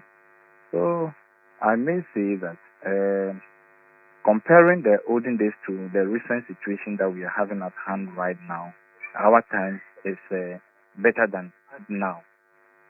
And this was in which year? I completed 2008. And finished in which year? Come again? So you completed in 2008, okay. 2008, yeah. I entered in 2006 and completed in 2008. Right. So have you visited the place lately? Yes, And how does that make you Every feel? every blessed day, I used to go to the compound because I'm residing in the town and I'm teaching in one of the basic schools. And I do visit the school, and most of the challenges that is facing the school, I have an interaction with the headmaster. He lays some of them before me. I put it across to the old students, and we've got to realize that some of the problems are beyond the handling of the old students. Recently, I and my colleagues, we had an encounter with an NGO, and we supplied the school with 50 computers, both the secondary school and the secondary technical. So both schools were supplied with 50 computers each, where the old student union put money into the renovation of the computer lab together with the school management. But Hello, then sir. after that, there were other challenges. All students used to provide some items to the dining hall in terms of the jars that they use for their breakfast. And when we look at the furniture situation for the teachers, we do help in a way. Then PTA also come in. But then the situation right now was stable before the DCE or the Southern District Assembly, which is the toilet facility. And the budget was approved. That was last year for the construction of a 12-unit modern toilet. But due to unavailability of funds, the project couldn't start on time. And as at now, so has not been cut for the project to commence. But then we are in August, approaching September, where we'll be having heavy rains in this area. And when the rain sets in right now, there's going to be a total spread of disease. So we thought it wise as an old student body to try everything within our power to get authorities involved so that they help in solving the situation before the rains set in. That is why the media had to come in. I also want to say on authority here, because after the publication of the issues, people started reading political or meaning into it. Yeah. We want to distance ourselves from that. The headmaster wasn't in agreement, though the situation is not happy that he's having the situation, but we all know the situation in this country whereby if you are not careful in exposing certain things, your head will be on the table. So when we approached him, when Selassie was there, the headmaster, he said it that even the head and the school authorities declined to speak to the media. And I went there as an old student, and I took him around the compound to see exactly the situations on ground. So we are appealing to the general public that they should not bring politics into this. We are talking about the welfare of students, our future leaders, those who are going to lead this country tomorrow. What can we do as individual, as NGO, as government, so that we help solve the problem? So that is the current situation we have on compound right now. Wow. This is actually a very serious problem. But you don't have a timeline of when the whole project will start yet. The toilet facility from the assembly? Yes. Yeah, I spoke after the issue broke out. The DCE called me, and we had a conversation. They were just waiting for a transfer of DCF, this Assembly Common Fund, to be released into the account before they can do something. Because without the money, they can also not do anything. So we are hoping, and I learned he has a schedule with the headmaster coming week, so that they will have some few discussions on how to help solve the issue. But we don't know how soon these things will start. Okay. All right. Thank you very much, Churchill, for that. We have the Acting Educational Director, Marian Azro, and she is the Acting Educational Director for the Volta region. Good morning, Madam. Good morning. I trust you're doing well. Yes, Okay. the grace is sufficient. We thank God. Are you aware of the plight of Peki Senior High School? Yes, I am grateful for the invitation given me to talk on Peki Senior High Technical School. It's actually Peki Senior High Technical School. School. Yes. I have been there. I visited them 3 weeks ago, and I went to monitor the situation there. Honestly, there is a new project that has been given them, the boys' dormitory, with sanitary facilities, and then the house masters bungalow, all packaged in that facility that they have for them. And also, there is an uncompleted project, dining hall project for them that is there. So I even spoke with a gentleman at Get Fund in that about the project. And he promised to come and take a look at it and support them. When I went there, one of their structures has been ripped off. And I quickly consulted NADMO, and they helped with one bundle of roofing sheets, and we fixed that one. I would say that the high enrollment issue at the Peki Senior High Technical is as a result of the crave for technical education of late.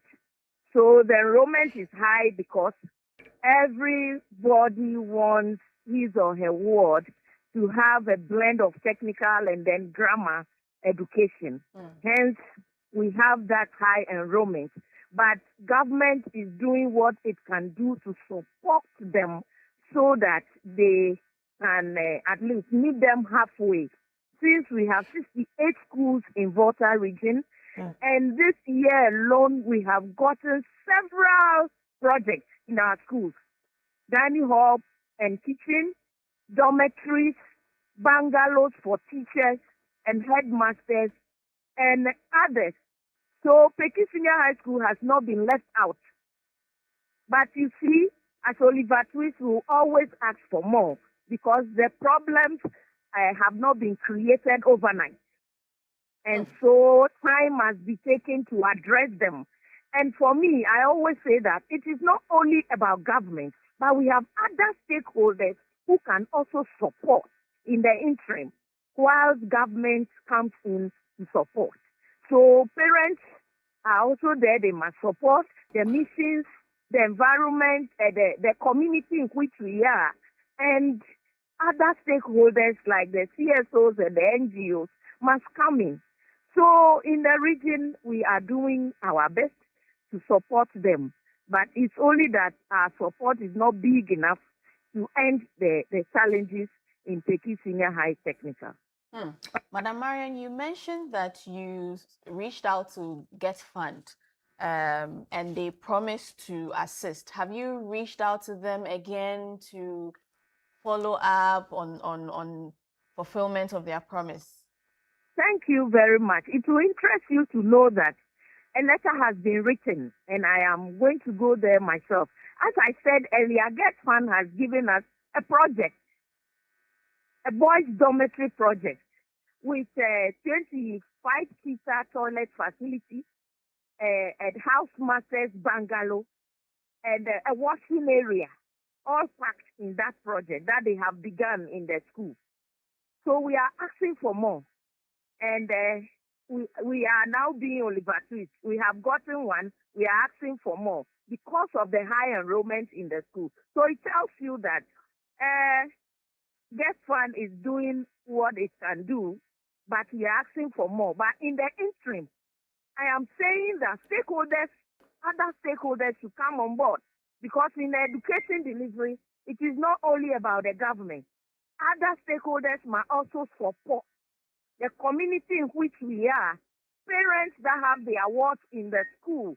PTA has been doing a yeoman's job, and I salute them for that. But we want more, and we'll also be on government to continuously support us, especially where there are high enrollments. We are begging that they come on board again and support us so that these challenges may become a thing of the past.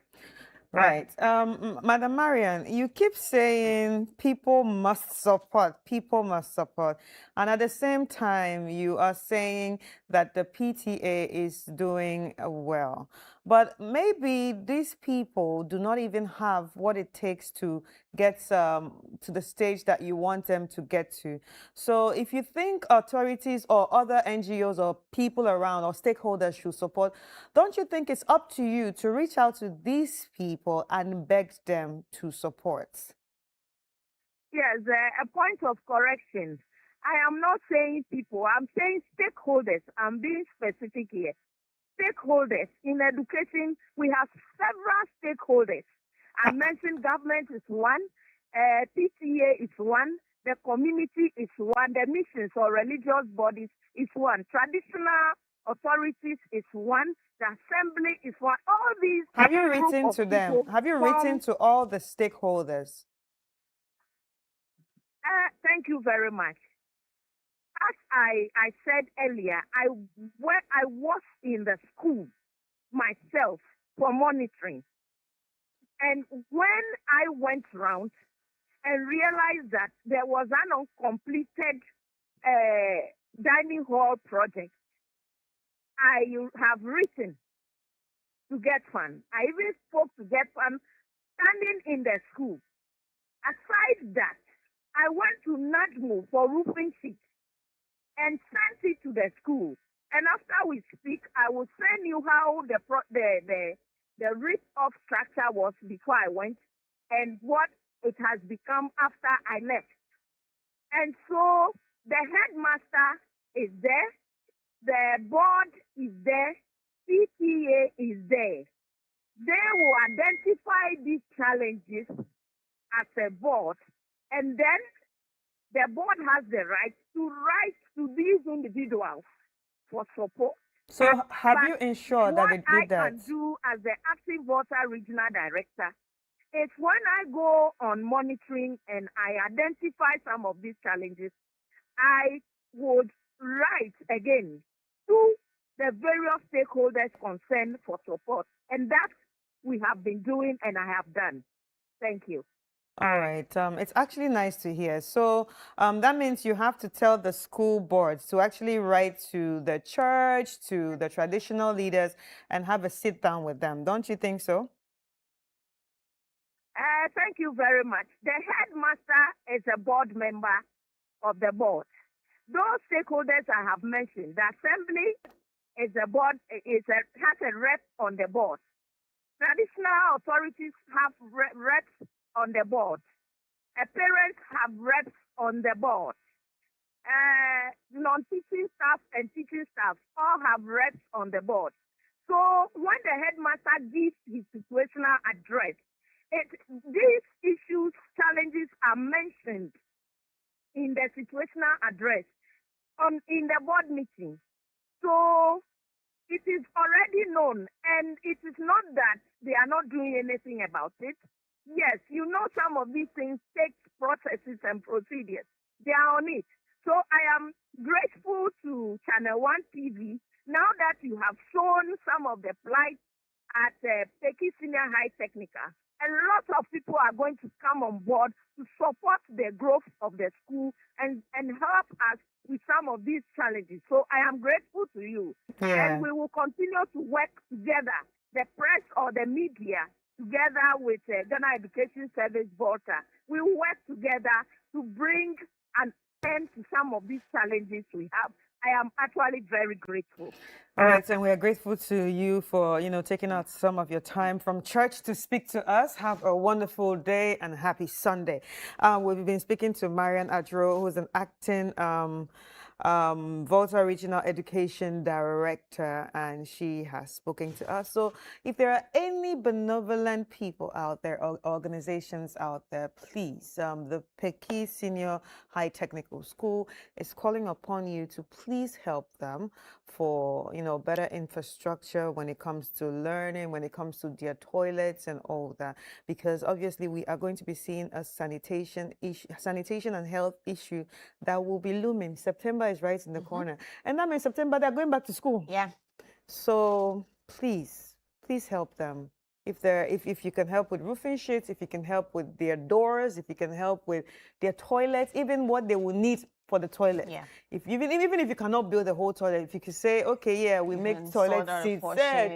We're giving you 50 toilet seats, So please, it's Sunday too. Let God touch your heart so you can help them. And we also pray that God gives the rest of the stakeholders a lot Yeah. lot of money because she kept saying that the stakeholders, they need to, But yeah, ladies, I don't know what you think You about said this it whole all. everything. At this point, we can only appeal for some support for Peki Senior Technical School and all of that. We'll take a quick break, and when we come back, the show continues.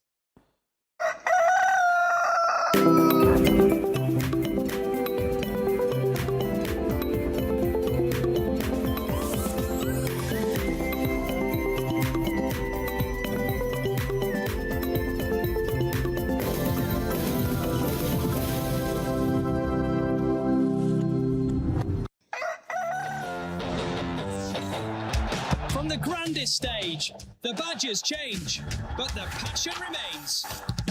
It's a special goal! Cometh the hour, cometh the man! This football is from the heavens. What a story this is! 10 months of drama lie ahead. The stage is set. The biggest stars from the world's biggest leagues on Supersport. It's on DSTV.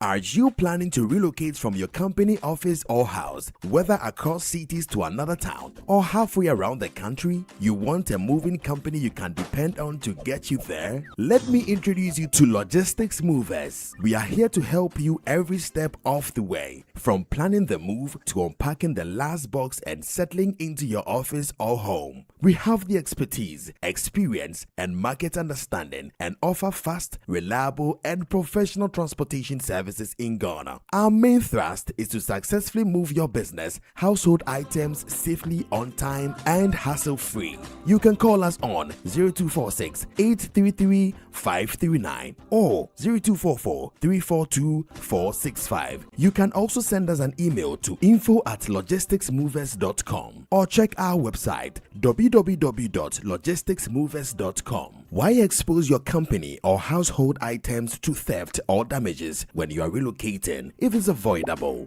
Logistics Movers, we help you relocate.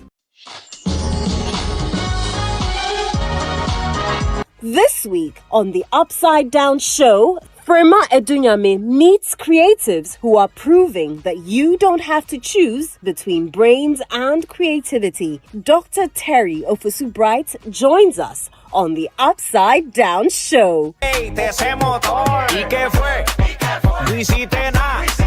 For how long have you been dancing? How many years? I would say 1980 thereabout. Are you kidding me? Yeah. I don't know how you keep up. Well, is the dancing. Many people now see you on TV, on social media, and they are like the lecturer who is always dancing. But how has the university taken this? Because I know that the University of Ghana can be very, very conservative, Yes, originally the university was very conservative, but the VC now, she is in full support.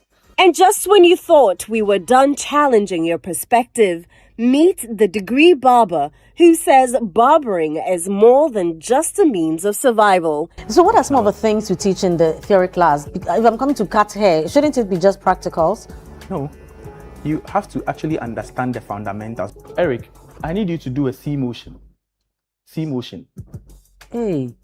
So Eric understands what a C motion is. And It's creativity, intellect, and passion all in one room. Don't miss this week's Upside Down show, airing at 7 p.m. prompt, only on Channel 1 TV.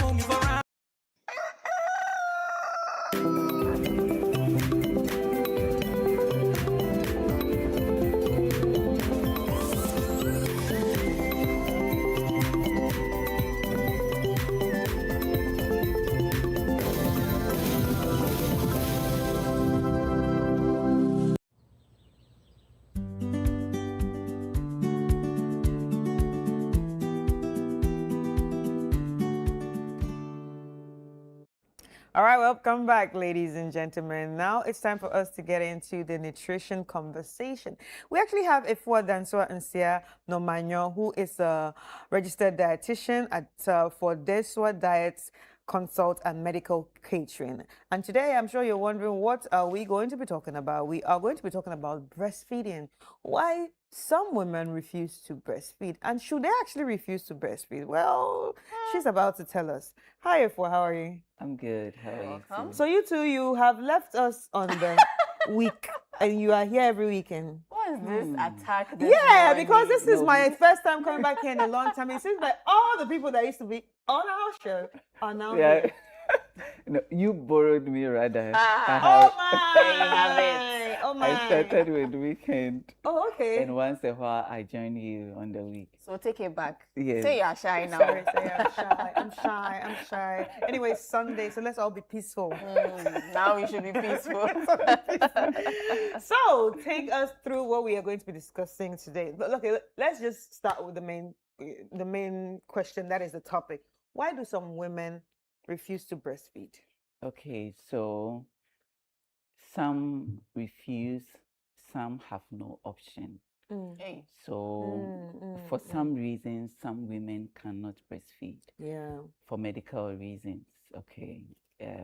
Maybe he has a condition that will affect the baby. The medication she's on may affect the baby. So medically, let's say if you have cancer, if you have HIV, if you have untreated tuberculosis, you cannot breastfeed. The baby will be at risk. Okay.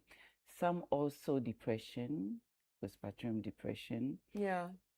Setting, and it can get that bad that the mother will refuse to breastfeed or will not even have the interest to breastfeed, no matter how good breastfeeding is. Because of the mother's state, she's unable to breastfeed. Okay. And the doctors understand that. It is a condition that you will be helped to overcome. When they overcome, then they can breastfeed. So the family supports, medical team also supports to guide her through that unfortunate phase of her life. Okay, it might look strange, but lots of women go through that. Okay, so that stage we will not force the mother to breastfeed. Okay, sometimes you are just encouraged. You have relatives encouraging you to understand that you have to breastfeed. You know, it can get that bad that some women would not even want to hold the child. So if you don't even want to hold, how can you put her to breast? Okay, so that's apart from that, apart from the medical reasons, that is well accepted. There is no other reason why you should not a woman should not breastfeed. Okay. Trying to protect your breast, that is becoming a fashion. It's no reason not to breastfeed. Okay, so far as you have given birth, you are responsible for the health of this child. In there, she fed. You had no option, so she fed. Through your placenta, all the nutrients were intact for him. this baby is supposed to depend on you again for the first 6 months. Okay, so the exclusive breastfeeding comes in. So when you have an option and you have no medical reason not to breastfeed, and you decide you will not breastfeed, you are doing this baby a disservice. If you are a mother and you have a child, every man should understand that these muscles will not be as firm as it was when you didn't have a child. Okay. So protecting it for an outlook. Yes, now we even have braziers that will support the look that you want. When you go off and your naked breast is some way because you have given birth, I think you should receive it with pride. The pride of a mother. The same way your tummy will not look the same like someone who has not. Even those of us who had to undergo cesarean section, that cut should not be a disadvantage. You shouldn't see that. Those days, you saw yourself less of a woman because society will make you feel less of a woman if you had to undergo cesarean section. So women were resisting it. But if medically doctors tell you that is what you had to go through to have your baby, you have to. And when you have gone through that and you are safe and baby is safe, you should not feel ashamed of that. Same way you shouldn't feel ashamed of having that. So some women, for that reason, will not want to breastfeed, will sacrifice the health of the child. And also, sometimes too, the difficulties surrounding breastfeeding. You need so much time dedicated to breastfeeding, so much patience, so much love for this priceless jewel you have to be able to breastfeed. Okay, let's say if you have a preterm baby or a baby with even a tight tongue. Those are the reasons why that baby cannot be put to. So the challenges of breastfeeding can be either from the mother or from the baby. The baby being preterm, having a tight tongue, having a cleft lips, okay, having a fever, and other factors, okay, make it difficult for that baby to suckle. Okay. So that you have to pump and nurse. And some mothers will not want to go through that because of the difficulties, challenges. You know, life is not easy. So this part of, or this phase of breastfeeding, if you don't dedicate your life to it, if you are not intentional, if you don't allow the love for your child become a priority, you will not be able to breastfeed. Okay. For instance, if you have a preterm child, the kangaroo, if we say kangaroo, where you have a naked up, as I call it, no bra, no top, baby skin to skin, having the warmth, baby feeling the warmth, and you having the cloth around you to give the preterm baby the protection, the warmth, And they need. Yes, you are supposed to be able to do that often when she is going to breastfeed. In a situation where baby is so weak to breastfeed, then you have to pump or express and patiently nurse the baby with it. Mhm. Okay. The inability of the mother to go through that, or the challenges that come with it, is it even a challenge? But I should appreciate that it's a challenge for some women. Some women will abandon this baby. I mean, we have been in the hospital where mothers will run away and leave their babies because it's preterm. Years ago, I had one. When the nurses came to our department and asked for a preterm milk for a baby whose mother had abandoned. Was on the incubator, but we needed a preterm to nurse. We all went in there to give the warmth. So you go in, you remove your uniform and have that for the child because she needed the warmth of a mother. So we all do. Okay. My friend and I, who was also a dietitian, we did that. We bought the milk, we will feed. You speak to the child. This child grew so fast, right?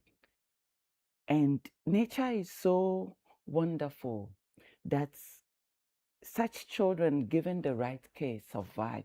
Organs, doctors came to do all the assessment, all the organs grew very well and was available for adoption. Okay. So the mom didn't come back? The mom didn't come back. Oh. What if she had depression? Yeah. Even if you have depression and we trace this child, I wanted to personally adopt. So we called the family. They didn't want the child. Unfortunately, when I was ready to take the child, another woman who had none came. So I had to painfully give the child out because I had come to love this child. Okay. So going through that phase with the hope that the child will make it will really energize. That energy is part of the reason why some of the children really, sometimes when a mother abandons and you force the child, because some of these things are energy, okay? And so if you leave the child and we don't take, you come abandon, the child will go. So some of the reasons why the mother will not breastfeed. Other times too, some mothers have to go to work so early, do not want to be seen breastfeeding, not only because they want to protect the strength or firmness of their breast, but they feel ashamed to breastfeed. So that reason is also there. So for the mother side, we have had enough, but for the baby side, because of these conditions, be it medical, there is also a rare condition where the baby is unable to digest the milk of the mother. Yes, galactosemia. That is a rare condition, but galactosemia. Yes.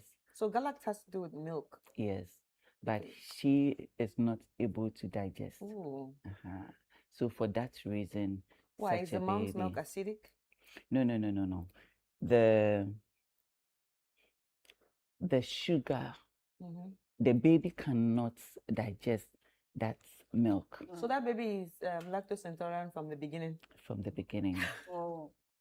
So there are milk for such babies. And, that's a very choosy baby. So though rare from the beginning, rare, but sometimes if you have such a baby, you cannot breastfeed. No matter how willing you want to breastfeed as a mother, you cannot breastfeed.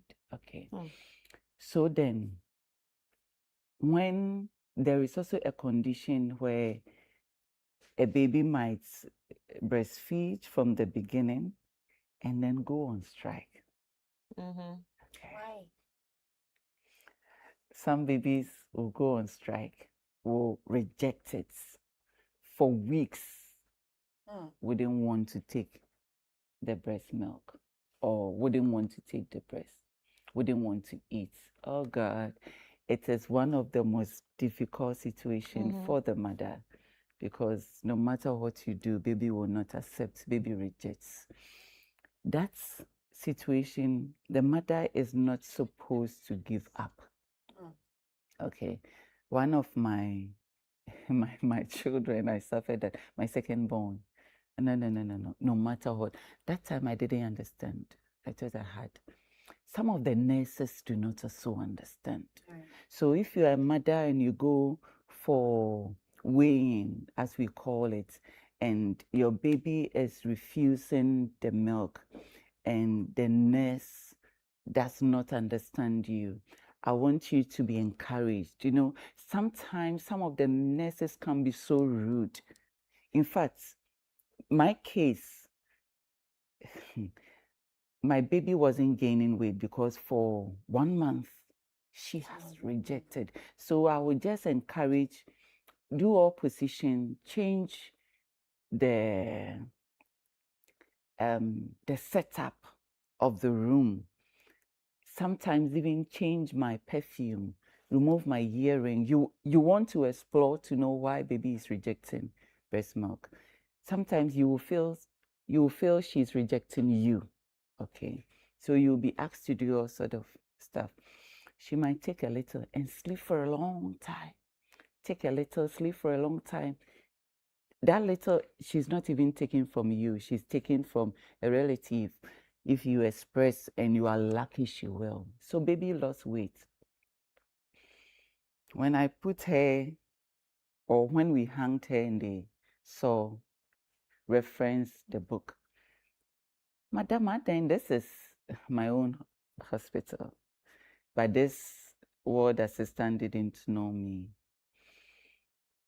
Aden said, "Okunu nya sika nto aduane ma wo a, wankasa so ntumi nsua nsuo emfa pesika nto aduane emma abofre ayese." So basically, Yeah, I get it. Basically, if your husband can can, you, why can't you go out and do something? and how she said it in front of everybody.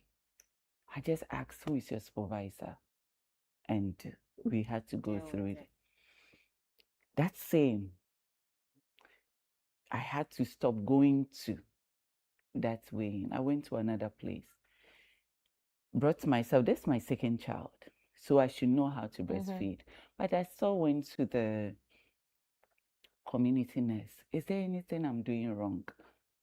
Teach me how to hold the baby. My baby is red. It can be so frustrating for a mother whose baby is on strike. Once again, this nurse, when she saw that the baby rejected, oh, madam, at this stage, you have to bath very well. I think you didn't bath well. So the odor coming from there, I said, God. So these are some of I cried in front of her, asked her to give me my book, said, you don't know what you're talking about. Just took my baby and off I went. It took other mothers and a midwife who has really had this issues to really guide me through. And for me, it took 2 months for my baby to come back. If you give up, your milk will dry. But so we had to express. Always, and give a little and store the milk. And when she came back, she was taking it like she was the one that I had to breastfeed for long, because at a point, yes. But Anna, sometimes the reasons are genuine, like yours. Yes. The baby was just not willing to. How did you deal with it? So you don't have to give up as a mother. You still have to express it down, knowing that it's a phase. The baby will not go through that for long. Baby will come back. It's normally doesn't last for, I think mine was very long. Okay. And I have also seen one of my patients whose baby went on strike for 3 months. After 3 months, baby came back. So be comforted. Don't give up. You will say, after all, baby doesn't want it. Why should I? So the letter she's taking should be your milk, not the formula. These children even sometimes refuse the formula. So you have to be encouraged and breastfeed.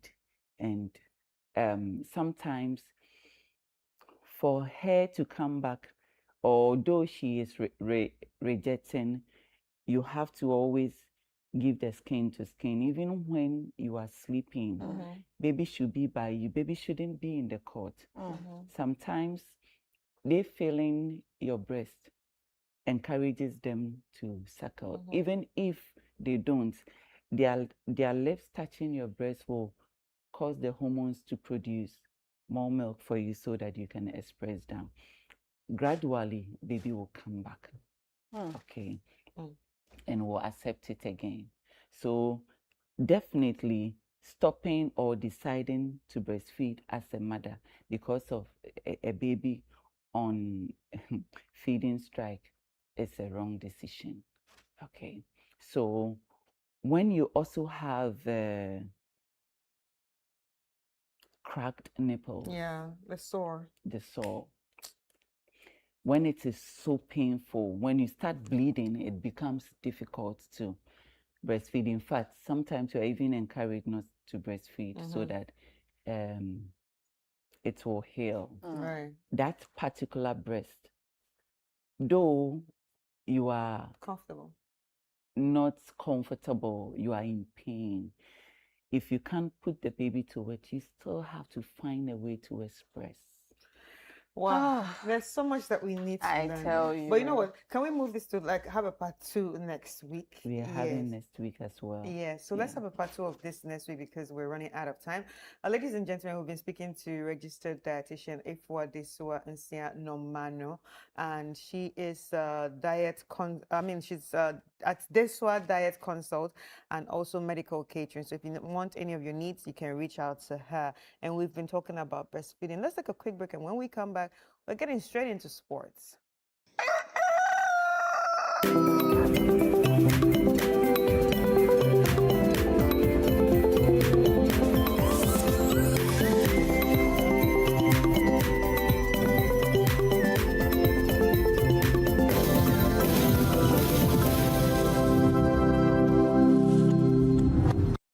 What keeps you going when life gets hard? When no one is cheering you on? When opportunities seem distant? Where do you find the strength to keep moving?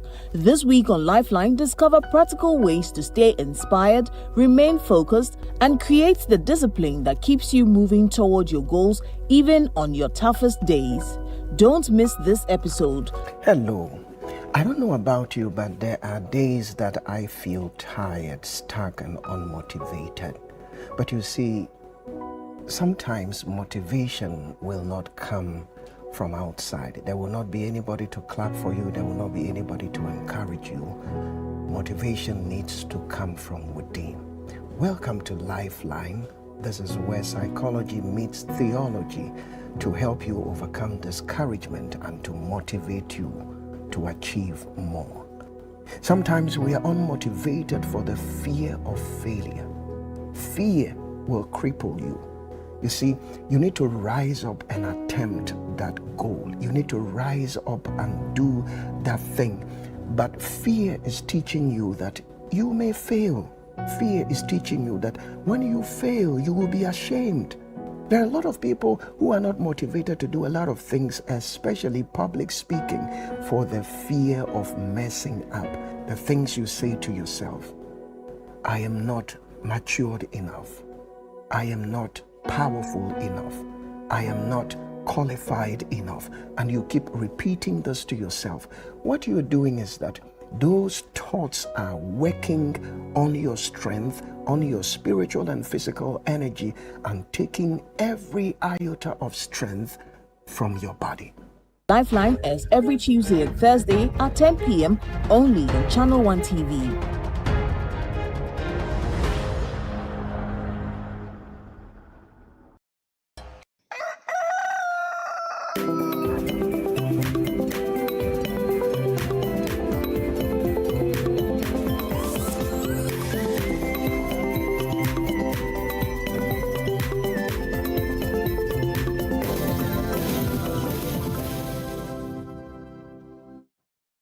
All right, you're welcome. This is still Sunday Breakfast on Channel 1 TV with me, Dede Davis, and Chris Carter.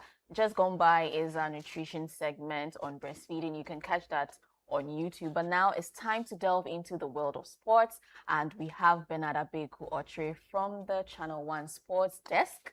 Hi, Bernard. Yeah, it's great that you corrected it. So I'm Bernard. I'm not Bernard. Bernard. Thank you. Sorry, sir. Yeah, so it's great to be here. Bernard. Yes, please.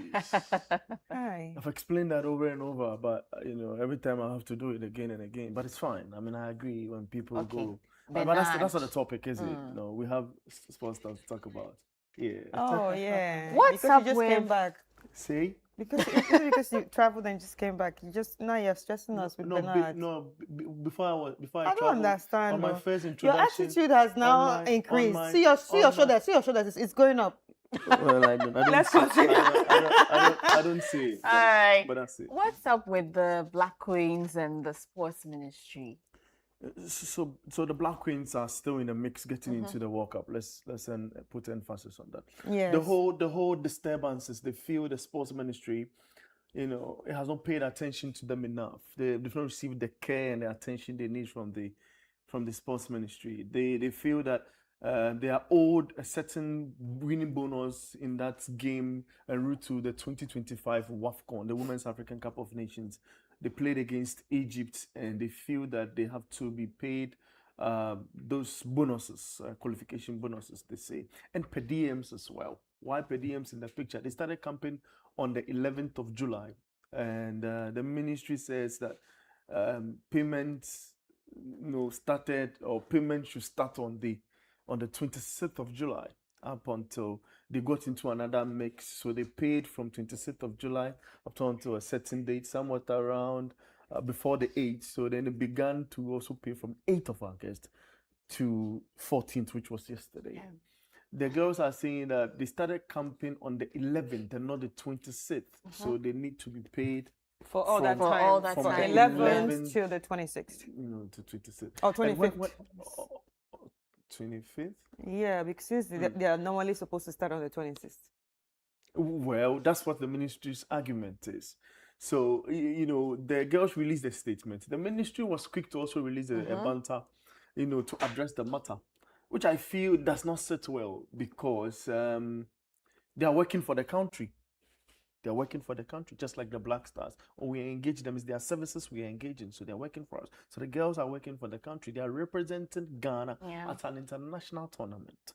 So if they put out a statement to register their displeasure, I feel there's a need for you to send a rep directly into their camp. Yeah. And then talk to them. Have dialogue. Because they are here in Morocco. They're in Morocco. And I don't think it would take you 9 hours or 10 from Ghana to Morocco. So you can fly there and try and address the matter. But the ministry released a statement, and the girls released their statement again.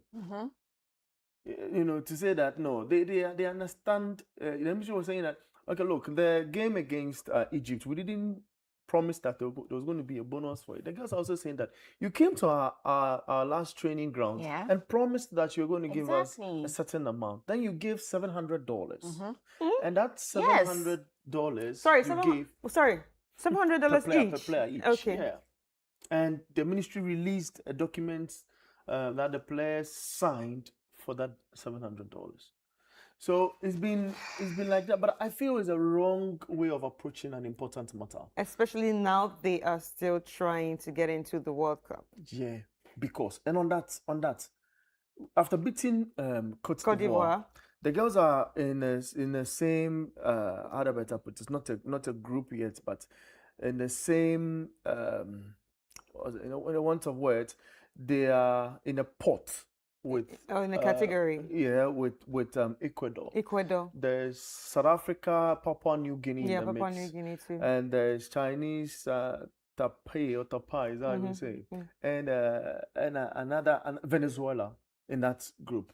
The pairing will be done on Thursday. Then we'll get to know who they're gonna play against. Who playing 3 matches, and then 2 from that pairing or from that schedule when it's done, will play in the next phase of the competition.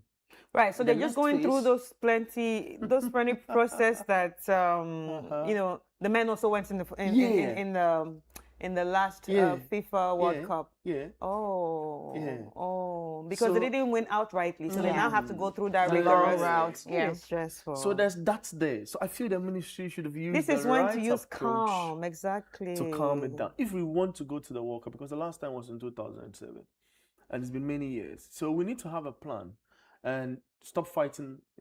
Stop fighting Yeah. the girls. There and needs to be talk more issue- intelligence, issue- Issue with money, all of that.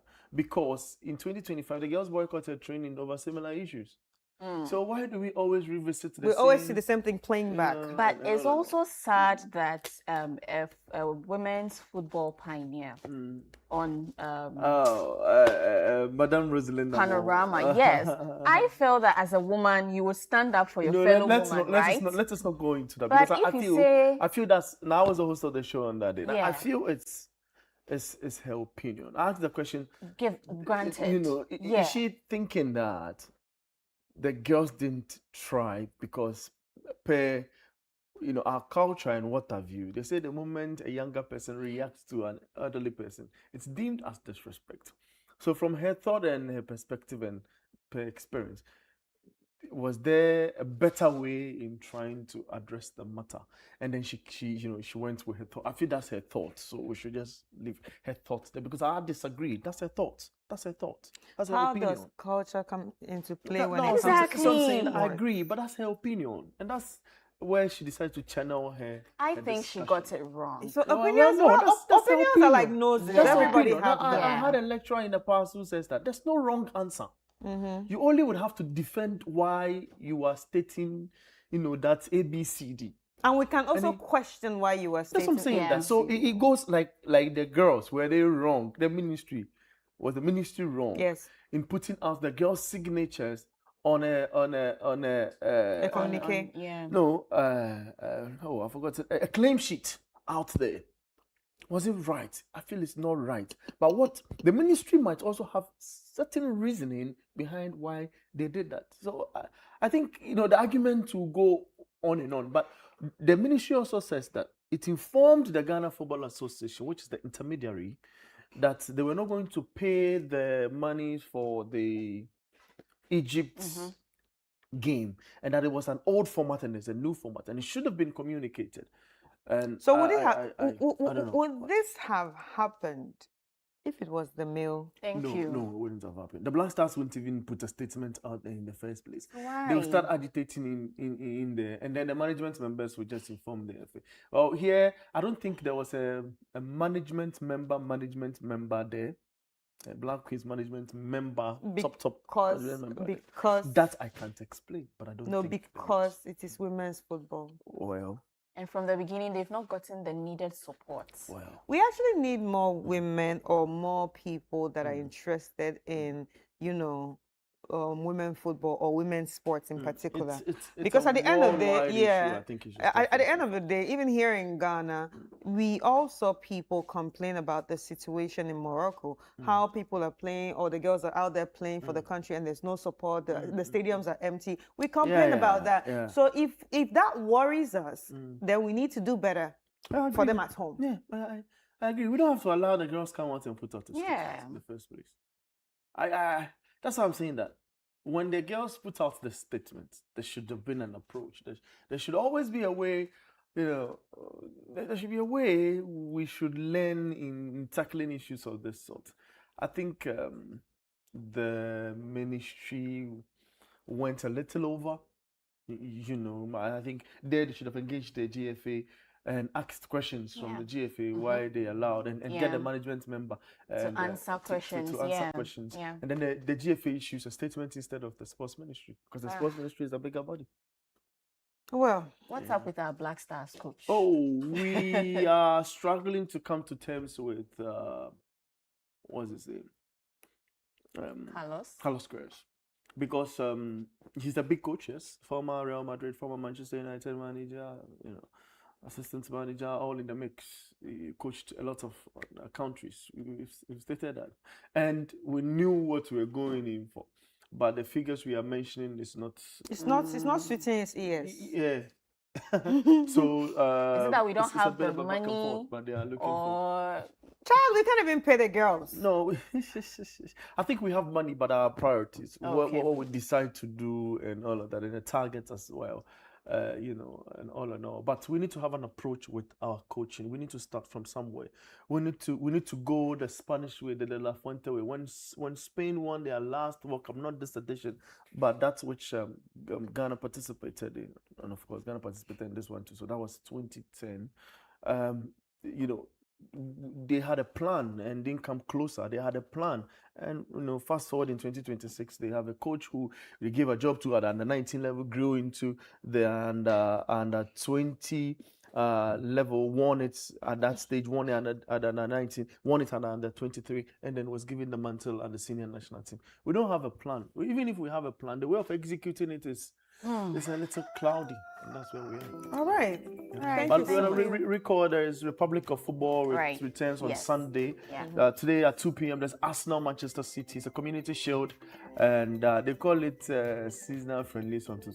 But actually it's a community shield, and we'll be live on radio at 2. All right. Thank you, so Bernard. much. Bernard Abeku Oshri of Channel 1. I had to stress on it. Thank you so much, Bernard. And thank you so much to everyone for joining us this Sunday morning.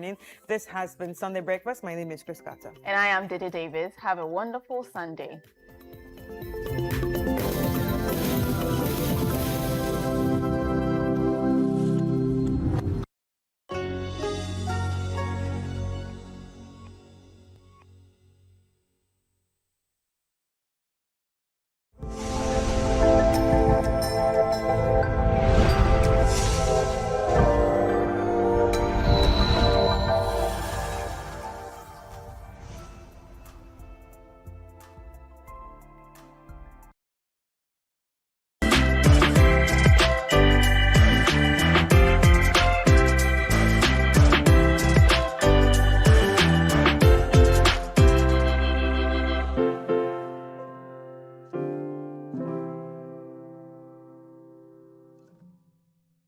Welcome to Adoration on Channel 1 TV. This is the only show on TV that allows you to draw closer to God through worship and the